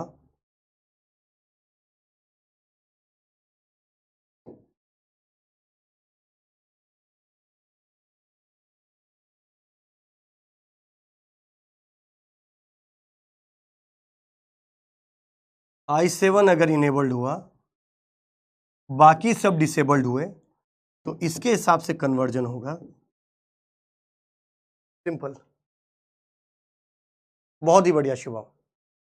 अब आपको एक्सप्रेशन लिखना है, फिर वाई नोट के लिए लिखोगे तो क्या आएगा, I1 फिर क्या है I3, फिर कहाँ ये रहा, ये किस पे 1 है I5, फिर ये किस पे 1 पे I7। यानी लॉजिकल एक्सप्रेशन अगर लिखोगे स्टेप 3,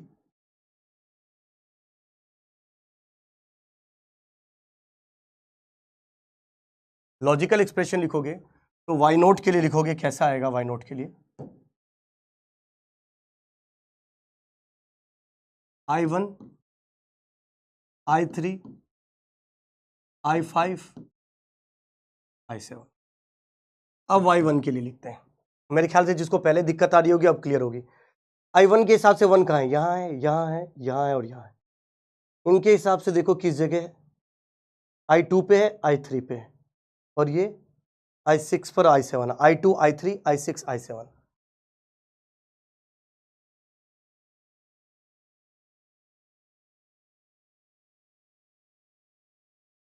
और इसी तरीके से Y2 के लिए अगर लिखोगे तो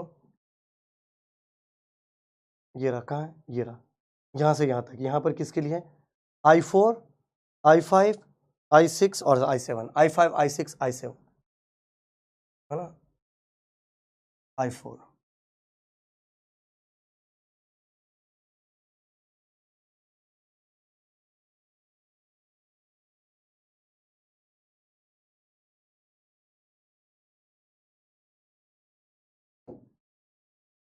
अरे समझ में आया कि अब कोई ऐसा तो नहीं कि जिसको अभी भी दिक्कत है, एक बार लिख दो कमेंट बॉक्स में कि सर आपको तो पता ही है सर।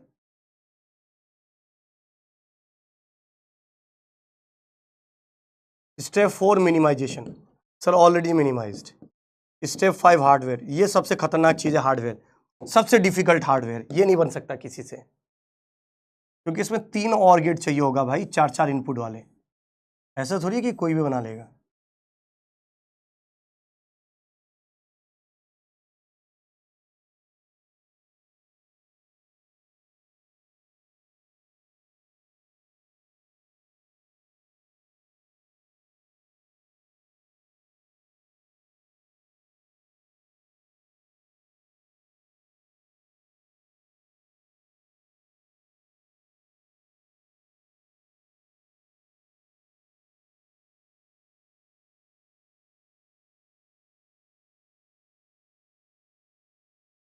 खत्म।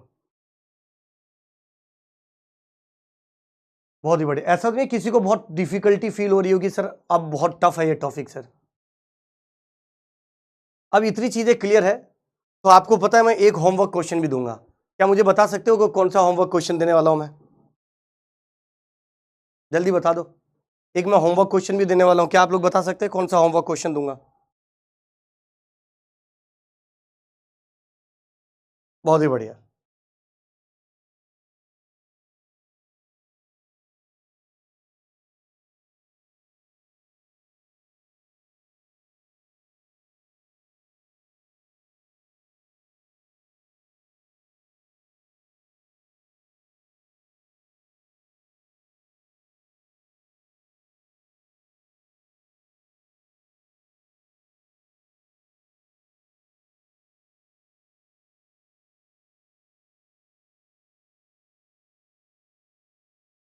बहुत ही बढ़िया। 16x4 इन कोड, बस इतनी सी चीज दे रहा हूं, एक क्वेश्चन बस। अच्छा। हम्म। अब देखो इधर देखो। हाँ बहुत ही बढ़िया, सब अलग अलग लेवल पे अब चल रहा है, सब बना सकते हैं, कोई दिक्कत नहीं वाली बात नहीं है। अब अगर इतनी चीजें क्लियर है, बहुत ही बढ़िया। बिल्कुल जी नहीं। अब देखो इतनी चीजें क्लियर हो गई। तो एक चीज मुझे बताओ, एक चीज मुझे समझ आना।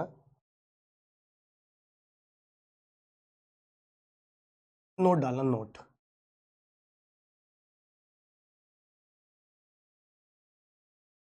अब ध्यान से समझना एक चीज।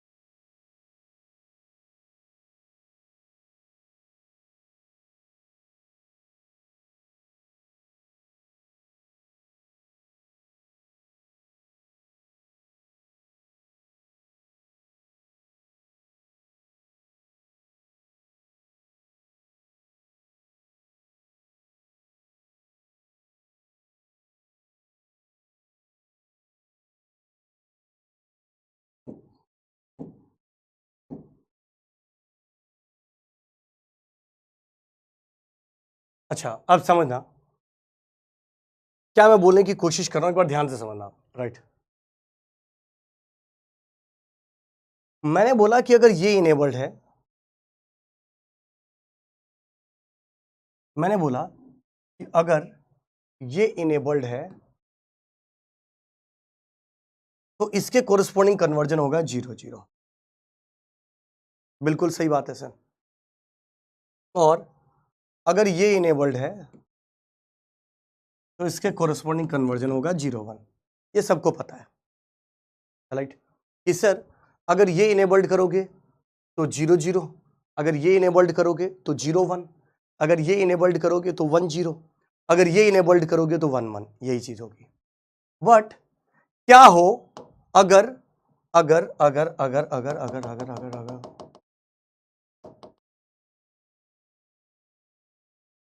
बट क्या हो, इसका मतलब अभी तक जो हमने डिस्कशन किया वो ऐसा डिस्कशन किया, देखो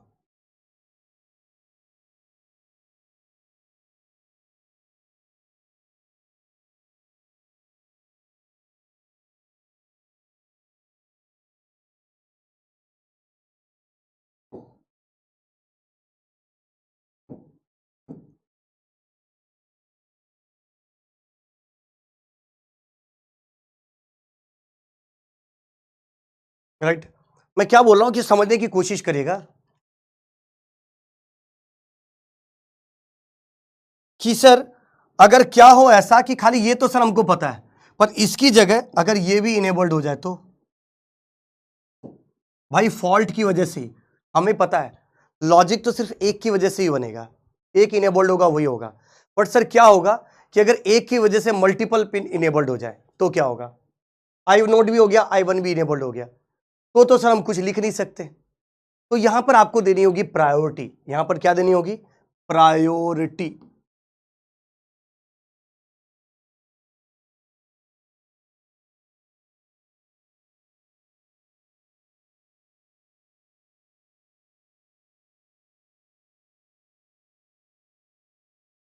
यहां पर देना होगा आपको प्रायोरिटी, या तो आप इसको प्रायोरिटी दोगे या इसको प्रायोरिटी दोगे, दोनों में से किसी एक को प्रायोरिटी दोगे, राइट।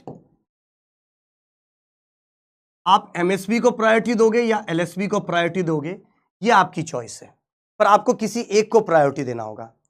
अगर आपने आई नोट को प्रायोरिटी दिया तो आप इसके हिसाब से भी कन्वर्जन 0-0 मानोगे, क्योंकि आपने मल्टीपल बिट्स हाई जो हो जाए ना, तो आपने आई नोट को प्रायोरिटी दे रखा है तो इसके हिसाब से 0-0 मानोगे।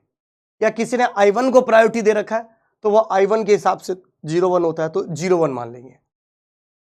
यानी जब मल्टीपल बिट्स हाई हो जाए तो हमें किसी एक बिट को प्रायोरिटी देनी होती है, और यहीं पर काम आता है किसका, प्रायोरिटी इनकोडर का।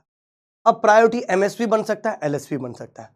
मैं बात कर रहा हूं, समझाने की कोशिश कर रहा हूं एलएसबी प्रायोरिटी इनकोडर को। मैं जो समझाने की कोशिश करता हूं किसको बाबू, एलएसबी प्रायोरिटी।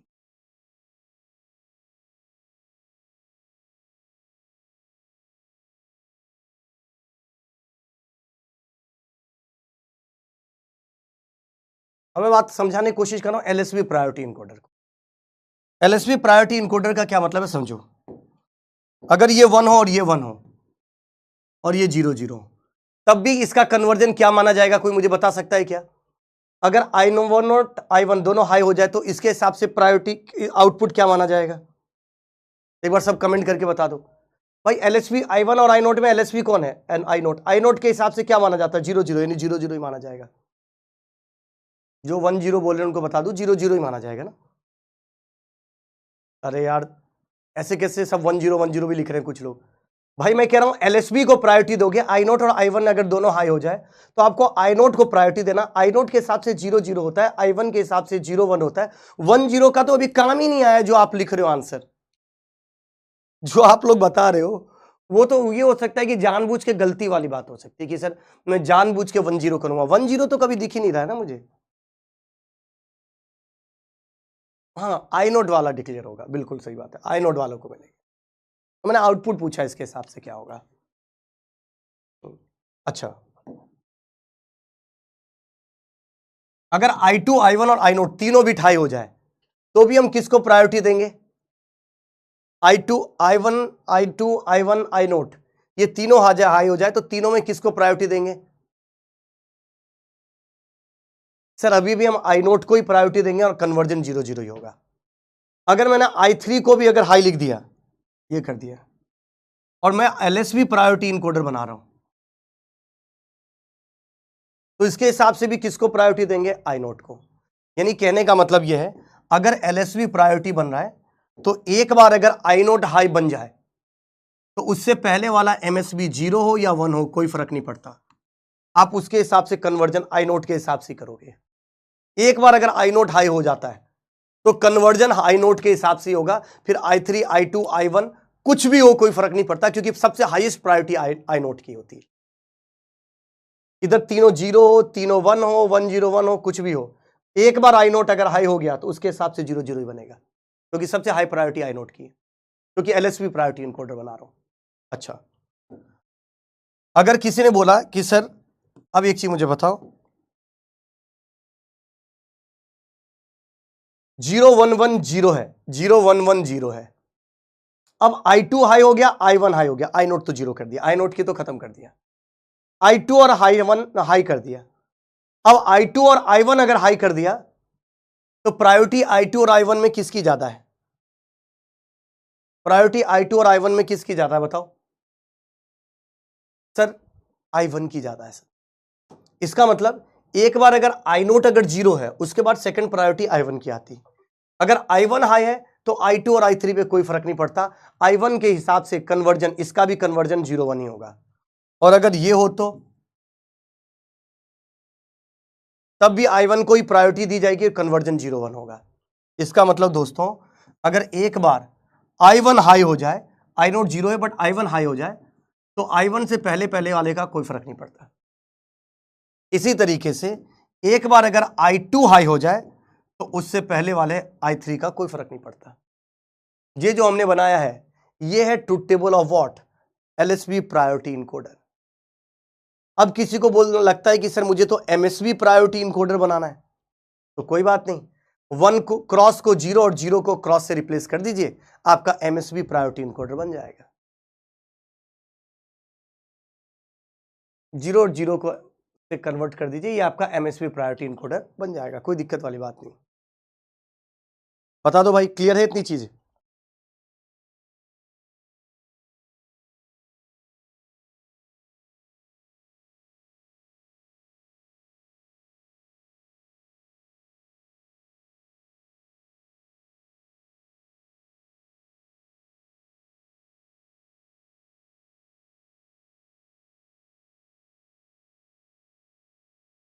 हाँ दीक्षित, राइट, दीक्षित, दिख रहे हो तुम बेटा?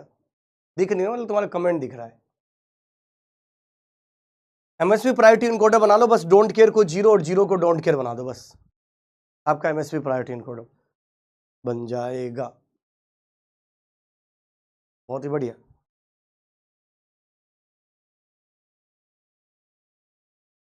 एकदम मस्त, बहुत ही बढ़िया।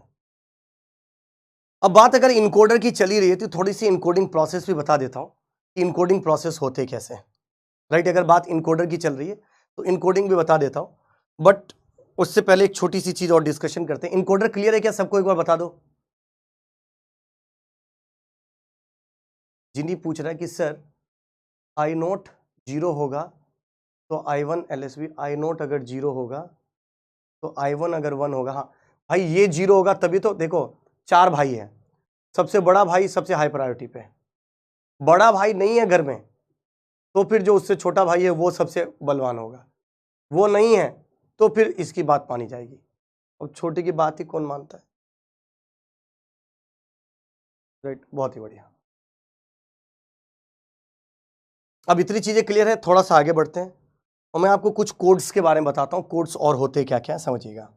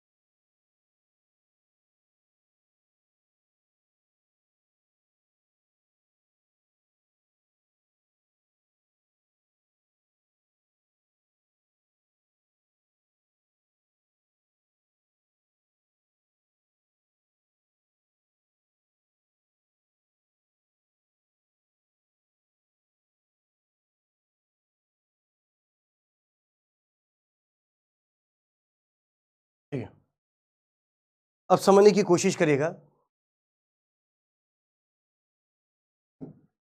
मैं सबसे पहले ले रहा हूं डेसिमल। डेसिमल मतलब हमारा वाला सिस्टम जिसको अभी तक हम पढ़ रहे हैं। इसको ये 0 है, ये 1 2 3 4 5 6 7 8 9 डेसिमल। अच्छा एक चीज समझना, अगर मैं डेसिमल सिस्टम को थोड़ा सा एक्सप्लेन करने की बात करूं तो थोड़ा सा समझने की कोशिश करिएगा। डेसिमल सिस्टम में 0 से लेकर 9 तक की डिजिट होती है, राइट। अच्छा, अगर मैं कभी भी और कॉम्प्लीमेंट की बात कभी करते हो ना, दो चीजें होती है, हमेशा एक वर्ड होती है, एक होती है वेट और एक होता है कॉम्प्लीमेंट। अगर मैं डेसिमल सिस्टम की बात करूं तो पहले पोजीशन का वेट 1 होता है, दूसरे ये नंबर सिस्टम आएगा, भी टेंशन मत लीजिए।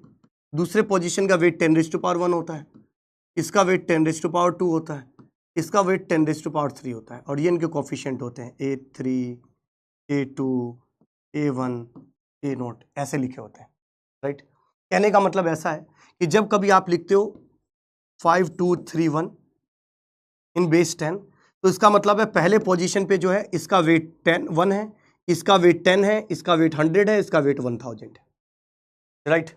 बिल्कुल सही बात है सर।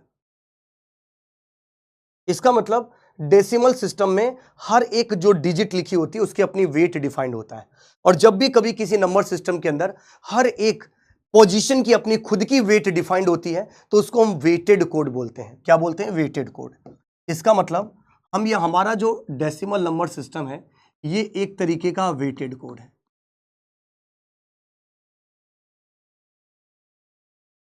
कौन सा कोड है? Weighted code. क्यों? क्योंकि इसका हर एक पोजीशन पे अपना वेट खुद का डिफाइंड होता है। ये आप लोग आपस में क्या कन्वर्सेशन कर रहे हो? तो प्राइमरी स्कूल में पढ़ाता था सबका दुलारा और प्यारा स्वाति वर्णवाल, मैं तो इकलौता हूँ, स्वाति आज बहुत लेट हो गई आने में, थैंक्स रीना, नहीं थैंक्स कौन, शुभम, नो विराट, रोहित, लेकिन छोटे को प्यार बहुत मिलता है मम्मी पापा से, so sad, me too. Sir 30 question GPP देने वाले थे, दे दूंगा बेटा, दूंगा मैं, टेंशन मत लो, और करवाऊंगा भी क्लास में। ये सब क्या चल रहा है मेरे पीठ पीछे भाई? है ये क्या था? मैं जब ये वेटेड बता रहा हूं जब तक लोग बाग अपने गम में चले गए यार, अपने दुख दर्द सब वो शेयर करने लगे कि मैं क्या बताऊं भैया, हम तो छोटे हैं, मम्मी रेपटा ही रेपटा मारती है। हाँ? जीव है, कितना दुख है यार इस दुनिया में भाई। मैं अपना दुख बताऊंगा तुम टेंशन में आ जाओगे यार। हाँ, बहुत ही बढ़िया, आ जाओ, बहुत ही बढ़िया। हाँ, पढ़ा है बेटा, बेलन से भी पढ़े हैं, ऐसे थोड़ी है। मैं तो क्रिकेट में बहुत शौकीन था पहले, तो मैं क्रिकेट विकेट बहुत खेलता था, तो घर में बंद कर देते थे मेरे दोस्त जो होते थे, खिड़की से आवाज लगाते थे, मैं बोलता था टॉस वॉस करके रखो मैं आ रहा हूँ, मेरे को घर में बंद कर देते थे। हाँ, बहुत ही बढ़िया।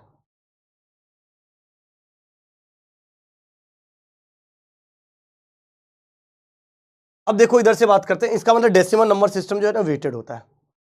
अच्छा, एक हम बात करते हैं कॉम्प्लीमेंट की, कभी बात करें तो एक 9th कॉम्प्लीमेंट बनता है, एक 10th कॉम्प्लीमेंट बनता है।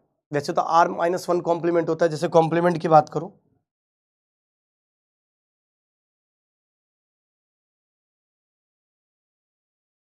जब भी कभी किसी नंबर का कॉम्प्लीमेंट कैलकुलेट करते हो तो ये दो तरीके का कॉम्प्लीमेंट होते हैं। एक होता है जिसको बोलते हैं R-1 कॉम्प्लीमेंट, ये सब नंबर सिस्टम में आएगा, आपको अभी टेंशन नहीं लेना है। और एक आएगा आर्स कॉम्प्लीमेंट।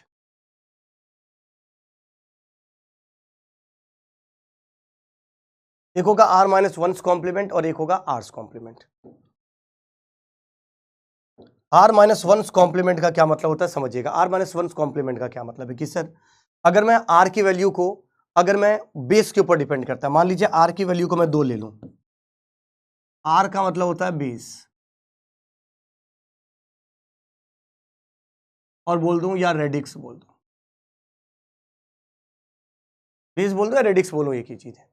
अगर बेस 2 यानी बाइनरी नंबर सिस्टम है तो 2 - 1 यानी उसके अंदर या तो आप वंस कॉम्प्लीमेंट निकालोगे या फिर आप टूस कॉम्प्लीमेंट ही कैलकुलेट करोगे। इसी तरीके से अगर किसी का बेस आपने आर का ले लिया, ऑक्टा ले लिया 8, तो उसके अंदर एक बनेगा 7s कॉम्प्लीमेंट सिस्टम आएगा और एक 8s कॉम्प्लीमेंट सिस्टम बनेगा। अगर मान लीजिए आपने हमारा डेसिमल सिस्टम ले लिया 10, तो उसके अंदर 9s कॉम्प्लीमेंट सिस्टम बनेगा और 10s कॉम्प्लीमेंट सिस्टम बनेगा।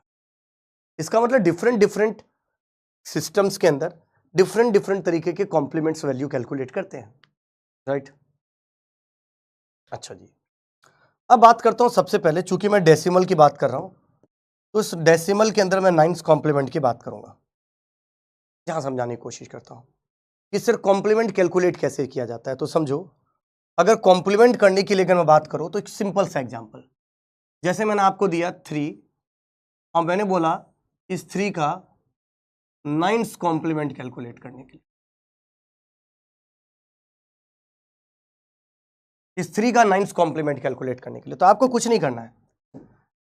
डेसिमल के अंदर सिंगल डिजिट का सबसे बड़ा नंबर क्या हो सकता है? 9 हो सकता है। सिंगल डिजिट का सबसे बड़ा नंबर क्या हो सकता है? 9।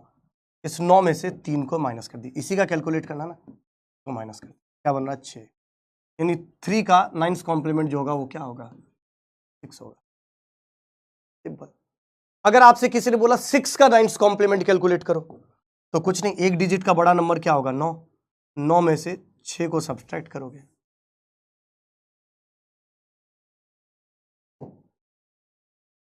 क्या बन गया? 3। इसका मतलब 3 का 9s कॉम्प्लीमेंट 6 होता है और 6 का 9s कॉम्प्लीमेंट 3 होता है, यानी 3 और 6 आपस में सेल्फ कॉम्प्लीमेंटेड होंगे। 3 को 9s कॉम्प्लीमेंट करोगे तो 6 बनेगा, 6 का 9s कॉम्प्लीमेंट लोगे तो 3 बनेगा। तो 6 और 3 जो आपस में क्या होते हैं? सेल्फ कॉम्प्लीमेंट होते हैं, एक दूसरे के कॉम्प्लीमेंट ही होते हैं एक्चुअली। इसी तरीके से जैसे मान लो 0 का बोला, तो आपको किसी का भी कैलकुलेट करने के लिए 0 में 9s कॉम्प्लीमेंट कैलकुलेट करने के लिए 9 में से उसको माइनस कर दीजिए। 9 में से 0 को माइनस करोगे तो क्या बनेगा? 9। और 9 में से 9 को माइनस करोगे तो क्या बनेगा? 0। इसका मतलब 9 और 0 आपस में सेल्फ कॉम्प्लीमेंट होते हैं। इसका मतलब 9 और 0 आपस में सेल्फ कॉम्प्लीमेंट होते हैं। नहीं, ये अभी भी लिख लो, कोई बात नहीं, अभी मेरे को कुछ चीजें डिस्कशन करना है इसलिए मैं बता रहा हूं, हालांकि ये सब पूरी डिटेल के अंदर आएगा नंबर सिस्टम के अंदर। इसी तरीके से अगर मैं 1 का आपसे पूछूं, बताओ 9s कॉम्प्लीमेंट क्या है, तो 9 में से 1 को माइनस कर दो, कितना बचता? 8। और अगर मैं आपसे पूछूं 8 का 9s कॉम्प्लीमेंट कैलकुलेट करो, तो क्या बनेगा? 1। यानी 8 और 1 भी आपस में क्या है? Self complimented. अगर आपसे कोई पूछे, अगर मैं आपसे पूछूं बताओ भाई 236 का 9s कॉम्प्लीमेंट कैलकुलेट करो, तो ये 3 डिजिट का नंबर हो गया। 3 डिजिट का सबसे बड़ा नंबर डेसिमल में क्या होता है? 9 9 9। सब्ट्रैक्ट कर लो,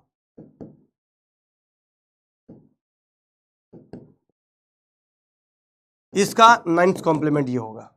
खत्म। मतलब नंबर सिस्टम आप पढ़ाओगे गुरुजी? देव, पढ़ाऊंगा ना बेटा, सब सिलेबस में, या नंबर सिस्टम तो पढ़ाऊंगा ना, सिलेबस में लिखवाया था मैंने। बहुत ही बढ़िया, यहां तक मेरे ख्याल से कोई ज्यादा दिक्कत वाली बात नहीं है। अब देखो, इसका मतलब 9s कॉम्प्लीमेंट लिखना जरूरी सिंपल है। इसका मतलब आपको समझ में आ रहा होगा, डेसिमल में 0 से ले 9 तक जो है ना, वो आपस में हर एक नंबर खुद अपना सेल्फ कॉम्प्लीमेंट है। इसका देखो, इसका मतलब मैं सिंपल बोल सकता हूं,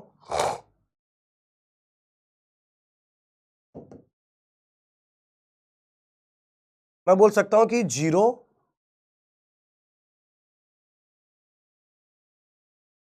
और 9, अरे अरे कहां चला गया भाई, तू यहीं रुक, ले ले ले ले रुक। 0 और 9 आपस में सेल्फ कॉम्प्लीमेंटेड होते हैं। 1 और 4 8 आपस में सेल्फ कॉम्प्लीमेंटेड होते हैं। 2 और 7 आपस में सेल्फ कॉम्प्लीमेंटेड होते हैं। 3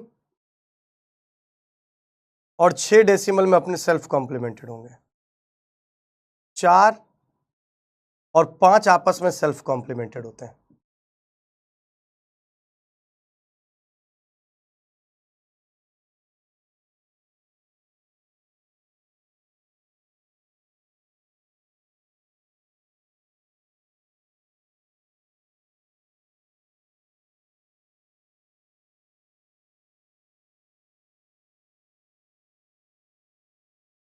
ठीक है जी, इसका मतलब ये सब आपस में सेल्फ कॉम्प्लीमेंटेड होंगे, बड़ा सिंपल सा है। शुभम ये सब बेस के ऊपर डिपेंड करता है, right. r-1 odd base odd complement का पार्ट होगा और r जो होगा वो इवन का पार्ट होगा, राइट। ये सिंपल। इसका मतलब डेसिमल तो सर सबको पता था सर, ये तो इसमें कोई क्रांतिकारी काम नहीं। डेसिमल के बाद एक नंबर सिस्टम आता है जिसको आप बोलते हो बीसीडी। बीसीडी तो एक बार समझते हैं बीसीडी क्या होता है, उसको भी समझ लेते हैं, समझो।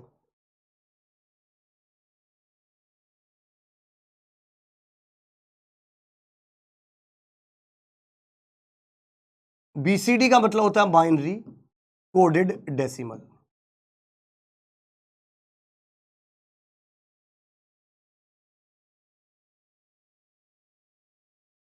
बीसीडी का मतलब होता है binary coded decimal. Binary coded decimal का मतलब होता है हर एक जो डेसिमल वैल्यू है उसको 4 बिट बाइनरी से रिप्रेजेंट करना। इसका मतलब मैं इसको बीसीडी को लिख सकता हूं ईच डेसिमल नंबर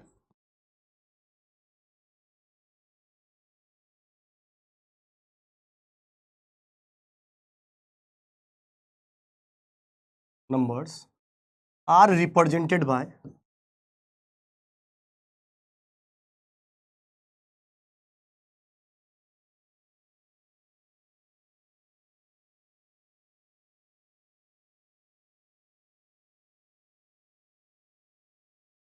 हर एक डेसिमल नंबर को 4 बिट से रिप्रेजेंट करोगे।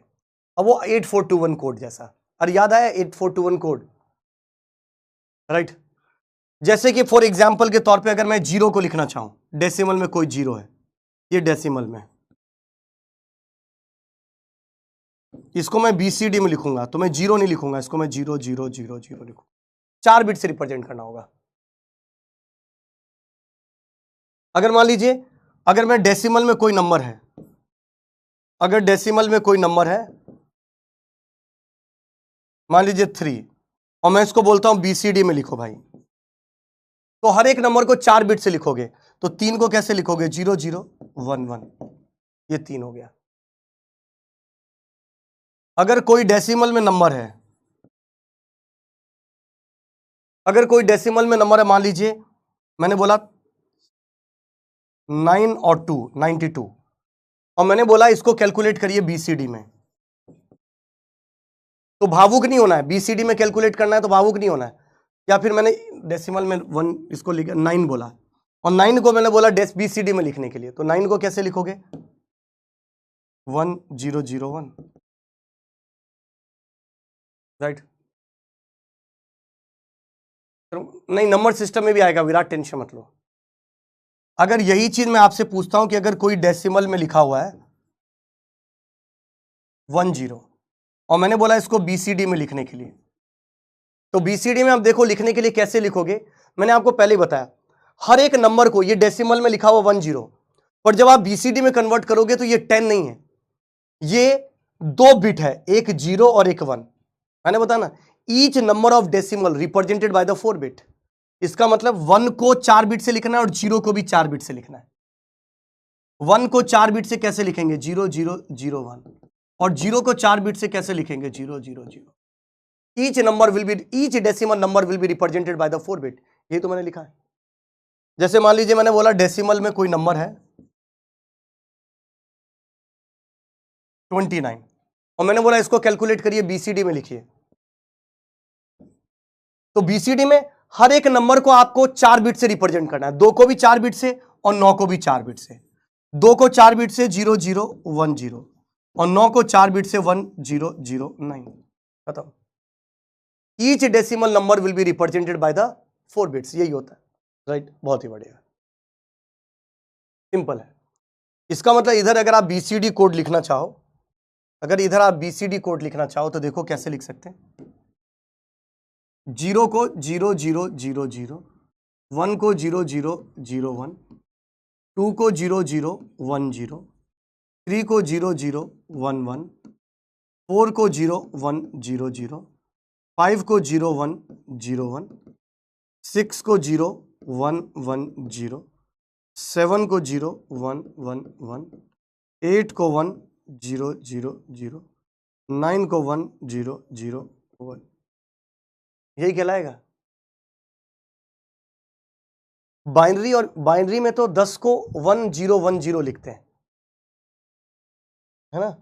बाइनरी में अगर 10 को बाइनरी में होता ना, अगर डेसिमल में 10 होता और इसको बाइनरी में लिखना होता तो आप 1 0 1 0 लिखते हैं, पर चूंकि BCD में लिखना है तो उसको 0 0 0 1 0 0 ये लिखा है। ये फर्क है। 0 से लेकर 9 तक बाइनरी और BCD दोनों सेम है। 9 के बाद बाइनरी अलग है, BCD अलग है।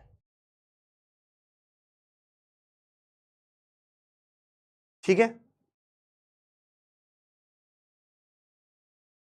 मेरे ख्याल से चीजें क्लियर होगी।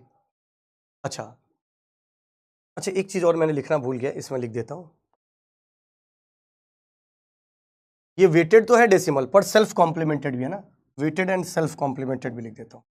दिखाई दे रहा होगा सेल्फ कॉम्प्लीमेंट फॉलो हो रहा था।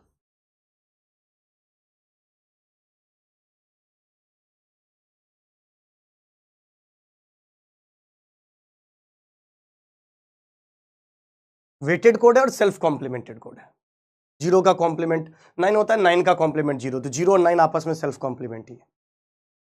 अच्छा, क्या इसमें दिखाई दे रहा होगा BCD एक बाइनरी टाइप का ही पैटर्न है, तो 0 का कॉम्प्लीमेंट 1 और 1 का कॉम्प्लीमेंट 0 होता है। तो क्या ये सेल्फ कॉम्प्लीमेंट दिखाई दे रहा है क्या? 0 का 1 0 0 सेम सेम। क्या ये आपस में सेल्फ कॉम्प्लीमेंट दिखाई दे रहा है क्या BCD? बता दो यार, क्या BCD आपस में सेल्फ कॉम्प्लीमेंट दिखाई दे रहा है क्या?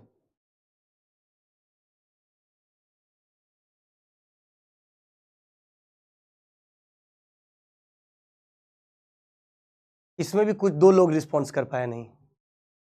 मुझे लग नहीं रहा है कि बहुत कम लोग हैं जो ऐसे लाइव, मतलब पहले के कंपैरिजन में जितने लाइव थे मेरे ख्याल से सिर्फ 20-25 लोग हैं जो लाइव देखते होंगे सेशन, मुझे ऐसा लग रहा है फील।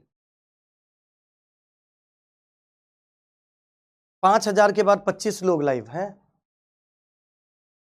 5000 से 25 खतरनाक रेशियो है। यही जिंदगी में भी होता है। इसलिए तो मैं बार बार बोलता हूं कि खाली सोचने से कहां मिलता है तमन्नाओं के शहर, चलना भी जरूरी है मंजिल को पाने के लिए। सोच बड़ी बड़ी रखोगे ना और मेहनत उस लेवल पे नहीं करोगे, नहीं मिलेगा। जैसे आप पढ़ रहे हो ऐसे लाखों लोग पढ़ रहे हैं, नहीं मिलता। मिलता उसी को है जो जुझारू होता है, मिलता उसी को है जिसमें शिद्दत होती है उस चीज के लिए, मिलता उसी को है जो टारगेट ओरिएंटेड रहता है, मिलता उसी को है जो अपने आप से वादा करके उसको पूरा करने के लिए दिन रात एक कर देता है। हाँ,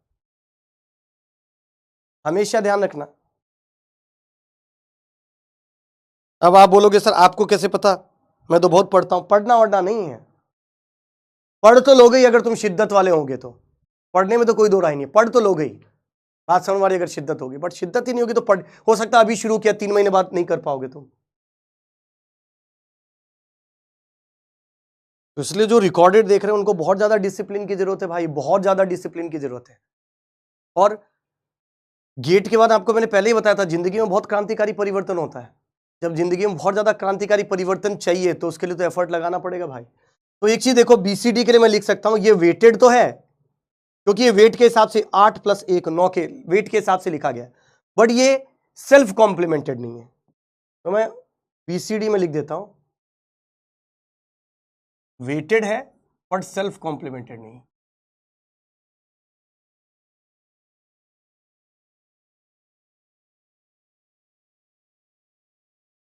नोट ए सेल्फ कॉम्प्लीमेंट।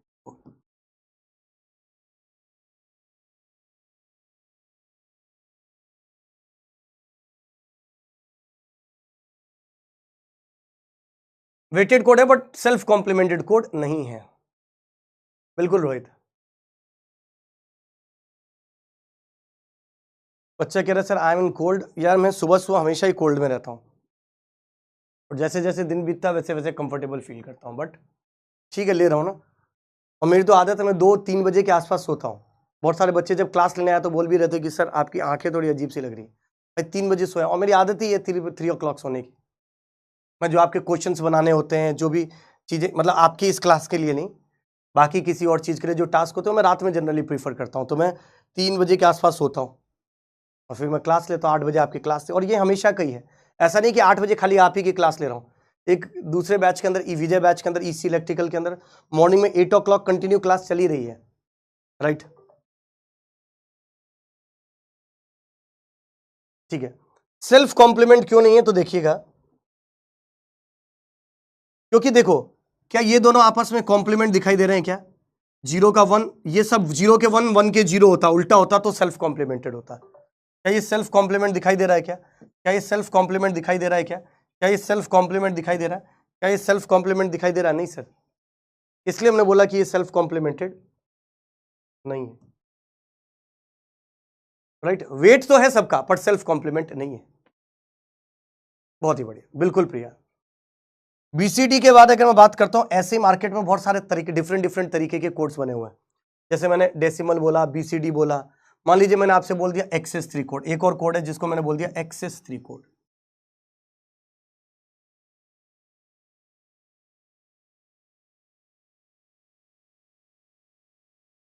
मैंने बोल दिया एक्सेस 3 कोड। सर ये एक्सेस 3 कोड क्या होता है? एक्सेस 3 कोड होता है simple binary code plus 3। Excess 3 यानी 3 जोड़कर। सर ये सब क्यों बनाए गए थे? ये किसी एप्लीकेशन के लिए बनाए गए होंगे लोगों ने, जिसकी राइट किसी को जरूरत पड़ी होगी कि मेरे को 3 वैल्यू आगे जाना है, 3 कदम आगे सोचना है, जिंदगी से 3 कदम आगे, तो उसने अपना कोड बनाया होगा एक्सेस 3 कोड, राइट? मतलब सब एप्लीकेशन डिपेंडेंट कोड है ये सब। अब देखो 0 + 3 क्या बनता है? 3। 3 को कैसे लिखते हैं? 0 0 1 1। मतलब 0 को हम 3 की तरह रिप्रेजेंट कर रहे हैं। एक्सेस 3, एक्सेस 3 3 ज्यादा, 3 कदम आगे। एक को कैसे लिखेंगे? 1 से 3 कदम आगे, 1 + 3 4। 4 को कैसे लिखते हैं?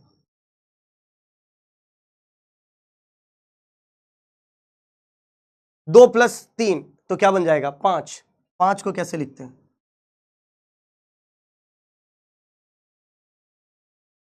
ऐड 3।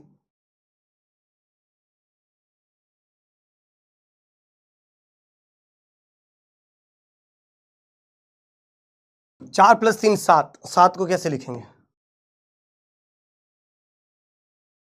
8 को कैसे लिखेंगे?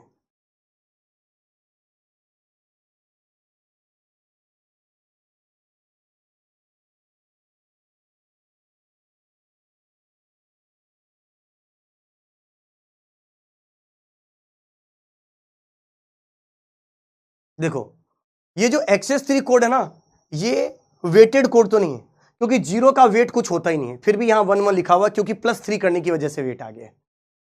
तो एक्सेस 3 कोड का कोई वेट तो नहीं है, ये राम धर्म से लिखा गया है, क्योंकि जैसे ही आप 3 ऐड करोगे वो वेट वाला कंसेप्ट ही खत्म हो जाएगा।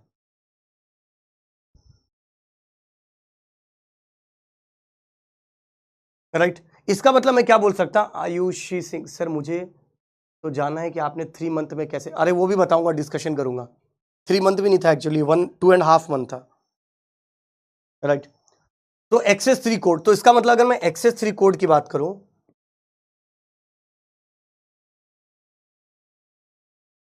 ओ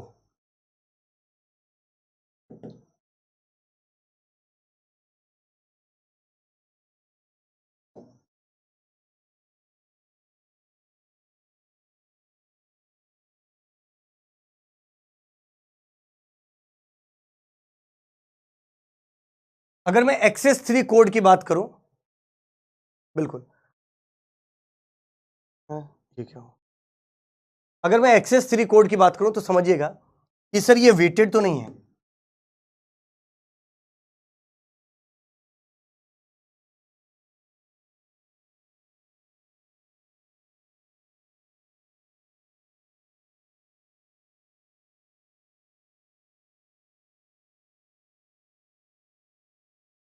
वेटेड तो नहीं है, और मुझे इसको देख के बताओ, क्या ये सेल्फ कॉम्प्लीमेंट हो रहा है क्या?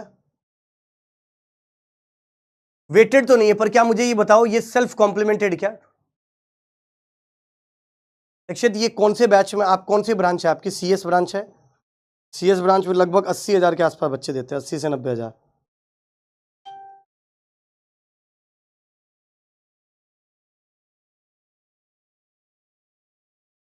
Yes sir.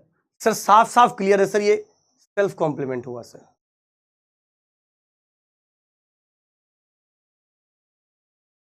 सेल्फ कॉम्प्लीमेंट हो रहा है सर।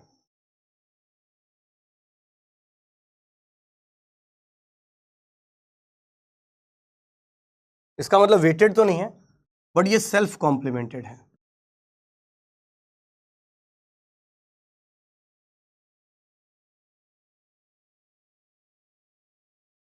वेटेड तो नहीं है बट सेल्फ कॉम्प्लीमेंटेड है, कोई बात नहीं। ऐसे बहुत सारे कोड है यार, राइट, बहुत सारे कोड है। जैसे मान लो एक 8421 कोड भी है, लिख देता हूं, नहीं लिख देता। एक आपके पास 84, तो ये तो आपको पता ही है। एक 4221 कोड भी होता है। ऐसे मार्केट में 16 तरीके के कोड अवेलेबल होते हैं, 4221 कोड। इसमें पहले से ही वेट फिक्स होता है।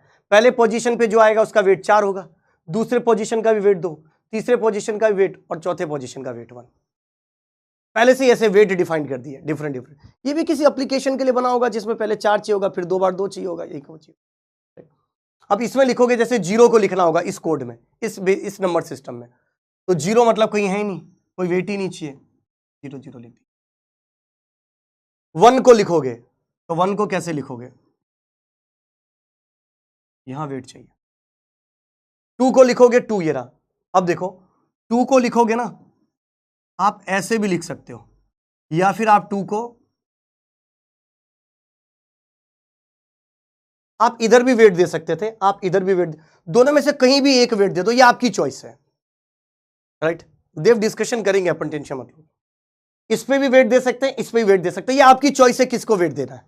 बात समझ में? 2 मेथड है, मैंने इसको ही वेट दिया, कोई दिक्कत नहीं भाई, मैंने सिर्फ इसको वेट दिया, कोई दिक्कत वाली बात नहीं, कोई दिक्कत थोड़ी है, दे सकते हैं, किसी को भी दे सकते हैं, इसको दे दिया सर। 3 है, 3 को कैसे लिख सकते हैं? अब 3 या तो आप सर ऐसे इन 2 को भी बना के 3 बना सकते हो, या फिर इन 2 और 1 से भी 3 बना सकते हो, ऐसे भी दे सकते हो।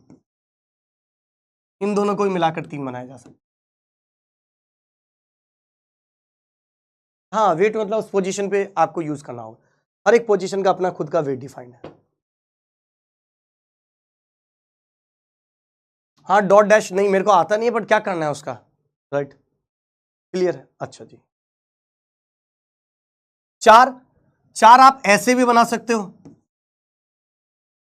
इसको वेट देके, या फिर आप ऐसे ही बना सकते हो इन दोनों को यूज करके, ये आपकी चॉइस है।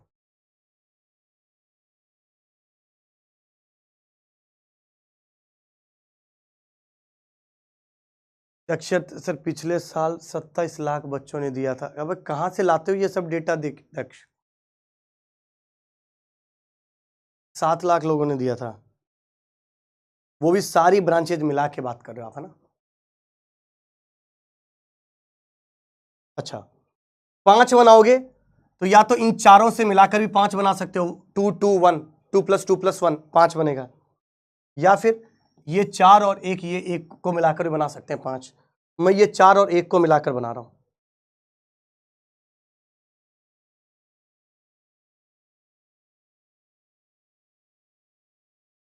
इसी तरीके से 6 में इन दोनों को और इन दोनों को, किसी को ही मिला सकते हो, मैं इन दोनों से बना रहा हूं। समझ में आ रहा है क्यों इन दोनों से मिला रहा हूं? किसी को समझ में आ रहा है क्या, बताओ एक बार,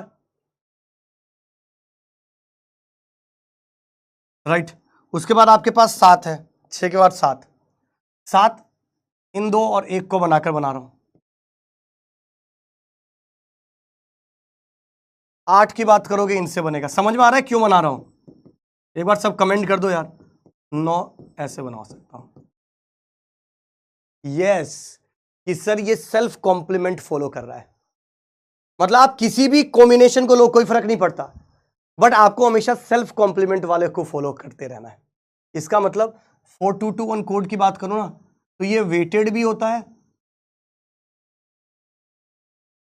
क्योंकि वेट तो दिखाई दे रहा है, और वेटेड के साथ साथ सेल्फ कॉम्प्लीमेंटेड भी होता है।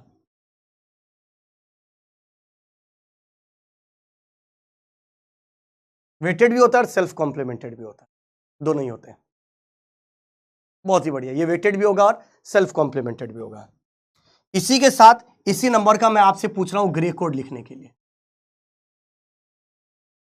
तो ये मैंने थोड़े से डिफरेंट टाइप के कोड से भी, हालांकि ये पूरा बाद में आएगा ही, पर चूंकि कोडिंग टेक्निक चल रही है, कोडर चल रहा था, इनकोडर चल रहा था, तो मैंने कहा लगे आता हूं आपको थोड़े से कोड्स के बारे में आइडिया भी दे दूं कि, और यहां से मैं ये एक्सप्लेन करने की कोशिश करूं कि वेटेड क्या होता है और सेल्फ कॉम्प्लीमेंटेड क्या होता है।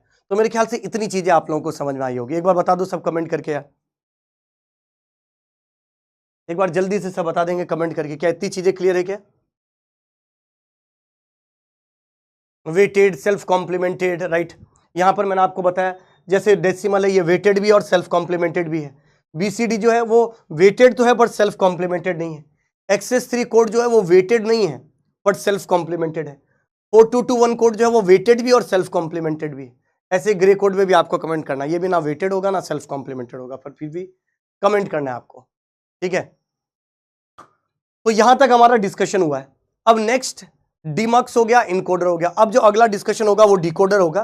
तो जो कल की क्लास होगी उसमें डिकोडर और क्वेश्चन प्रैक्टिस ही चलेगा, राइट। डिकोडर चलेगा और क्वेश्चन प्रैक्टिस चलेगा। तो कल की क्लास बहुत इंपॉर्टेंट होगी, और टाइमिंग जो होगी वो एक बार डिस्कस भी कर लेते हैं टाइमिंग, क्योंकि बच्चों को थोड़ा सा मॉर्निंग में इशू था। कुछ बच्चे कह रहे हैं क्लास है, कोई क्लास है क्या मॉर्निंग में? और किसी बैच के अंदर, वीकेंड बैच आई थिंक।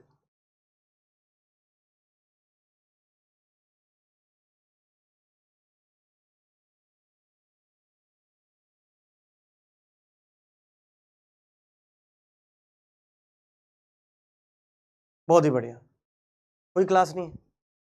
8 सही है, 10 बजे से कंपाइलर की है क्लास, ओके। तो 8 बजे से कर सकते हैं अपन, मतलब कोई इश्यू तो नहीं है 8 बजे से अगर करते हैं तो? यार एक तो ये मैं एंटीवायरस अनइंस्टॉल मारूंगा, रुको। सर बीसीडी वेटेड कैसे? क्योंकि भाई ये 8421 की तरह ही 0 से लेकर 9 तक लिखा गया ना, इसलिए 8421 के लिए 9 को कैसे लिखा? 8 + 1, अभी तो 9 बना है। 6 बजे से ले लीजिए। एक काम करता हूं, मैं बात करता हूं टीम से, और आप लोगों के बैच के हिसाब से जो टाइम रहता है वो टीम कंफर्टेबली उस चीज को लगा देगी, ठीक है। और 8 बजे मैंने इसलिए लिखा था, 8 से लेकर 10 तक लेके आराम से लीव करो, उसके बाद दिन में शाम को प्रैक्टिस करते रहो अपना, कोई दिक्कत वाली बात नहीं, रिवीजन करते रहो। बीसीडी बता दिया ना कुणाल, बता दो दिया वेटेड कैसे बीसीडी। ओके गाइस, सो आज की क्लास की समाप्ति की घोषणा यही की जाती है। मिलते हैं अपन नेक्स्ट क्लास के अंदर, राइट, जहां पे कल, जहां पर बहुत सारे क्वेश्चंस हम डिस्कशन करेंगे और क्वेश्चंस के साथ साथ डिकोडर कंप्लीट करने की कोशिश करेंगे। Till that, thank you very much, all the very best दोस्तों, जय हिंद।